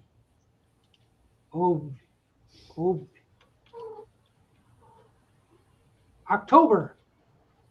No. O-U something E-R. Is there anything that begins with O-U? Outer? No, there's no T in it. The T. Oh. Over. Over. Well, whoops. We'll put the T in there just to get something started. Okay. No. K. Outer. There it is. Outer. No, there's no T in it. It's not it. Yeah, but there's no U in it either. Last chance. All right, so we know those are in the right place. Okay, so we need something. Otter.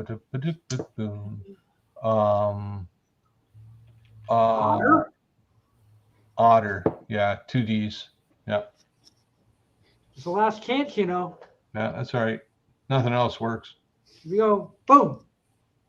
O-D-D-E-R. Ding, ding, ding, ding, ding, ding, ding, ding, ding, ding. Oh, good. I am a genius. Good show. Penis is not the word to start with. No. I would say no. Sure it is. It's the best word there is. Well, I can think of one word that's better. Starts with I don't a think P, this guy's a genius. Penis. No argument here.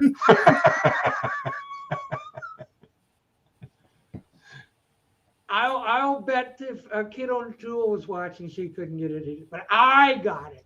Well, not with the word you started with. I know. Not enough common letters in it. Wow.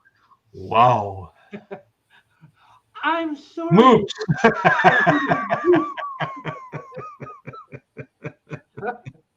Moops. Oh no. Everything goes back to Seinfeld. you can put Seinfeld into everything somehow. You know. I'm sorry, the word. 1922.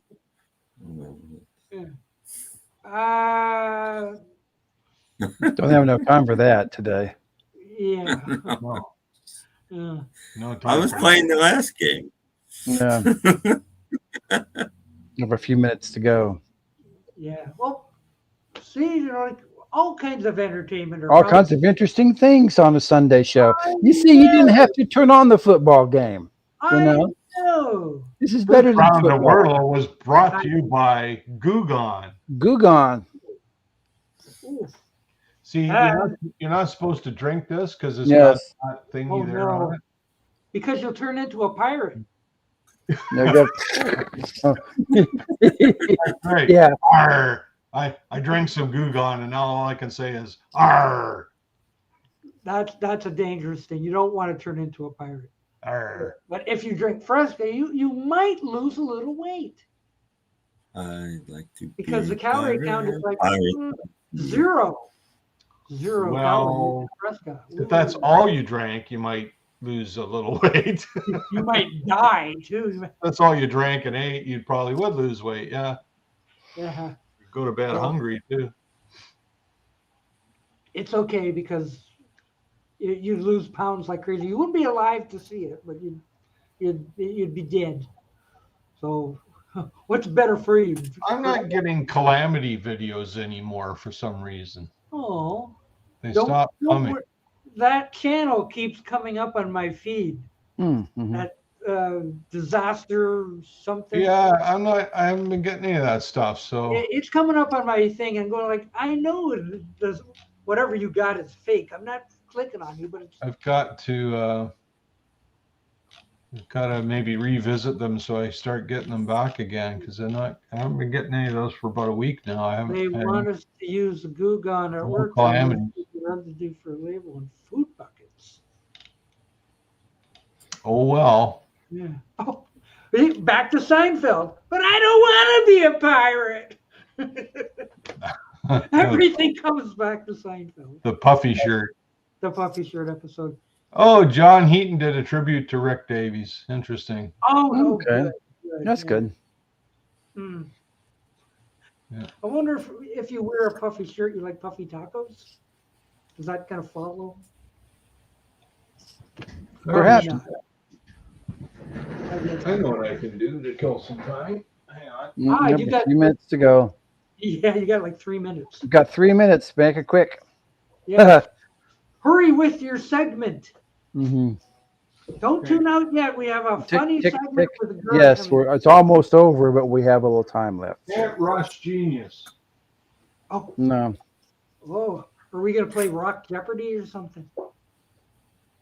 Well, okay, I'll just show the vinyl because I have some of these on CD, but Mm-hmm. I've got Crisis What Crisis on CD, and then I got Mhm. Ah, Oh, okay. Crime of the Century on CD. mhm. And I got this on vinyl, and then I've got the next one, Even in the Quietest Moments on CD. And then I got this one, On the album, yeah. and then Paris. This was a pretty popular album. It's a live Mhm. album. Yeah. I remember it being a pretty popular album at the time. And that's it. I stopped, and I've got Famous Last Words on CD. Mm-hmm. And I stopped buying Supertramp at that point, I think. Yeah, I think I have a hit I stop had on enough of CD. that. Yeah. Mm-hmm. Well, I just got it again. They started getting overplayed. And, Yeah. Oh, no, sorry. I do have it on vinyl. Here it Oh, is. okay. That one, yeah. Yeah, that's the last one with Roger Hodgson on it. Mm-hmm. And I stopped kind of buying them at that point because I just got a little sick of them on the radio all the time. That's when I really started to buying them. It was Yeah, probably- I just think, I get turned off like that. I got turned off Fleetwood Mac too because I got sick of hearing rumors on the radio all the time. Well, it's what that people want to hear. Mm-hmm. Most popular thing on there. So what could you do? Hey, we're basically done now. Yay. And if you want more of this stuff, just turn into our other show Thursday night. Thursday night soup. Thursday night soup. Thursday night soup. And nobody died. See what Yes. you Yes. So anyway, yeah. Tune in on Thursday. We do more of this kind of stuff. Yeah. Ugh. Isn't that exciting, folks? I know. Ooh, I can't wait. Oh, no. Yeah, we have a few days. You have a few days until you see us again. Yeah. So, Well, by next Thursday. Sorry, I might have the one from England by Thursday. well, mhm. Ooh, that's worth Might. tuning in for. I'm not sure about that, but I'm kind of excited about it actually because I've never heard it. And it's a neat one. Yeah. So if you want to see that, you must come back on Thursday and join us. Okay. If I have it, if not, you might be disappointed. Just I'll just tune show in it. anyway. I'll show another box set. Yeah. So Okay. so anyway, end of show. Until then, Yeah. toodles. bye. You another time.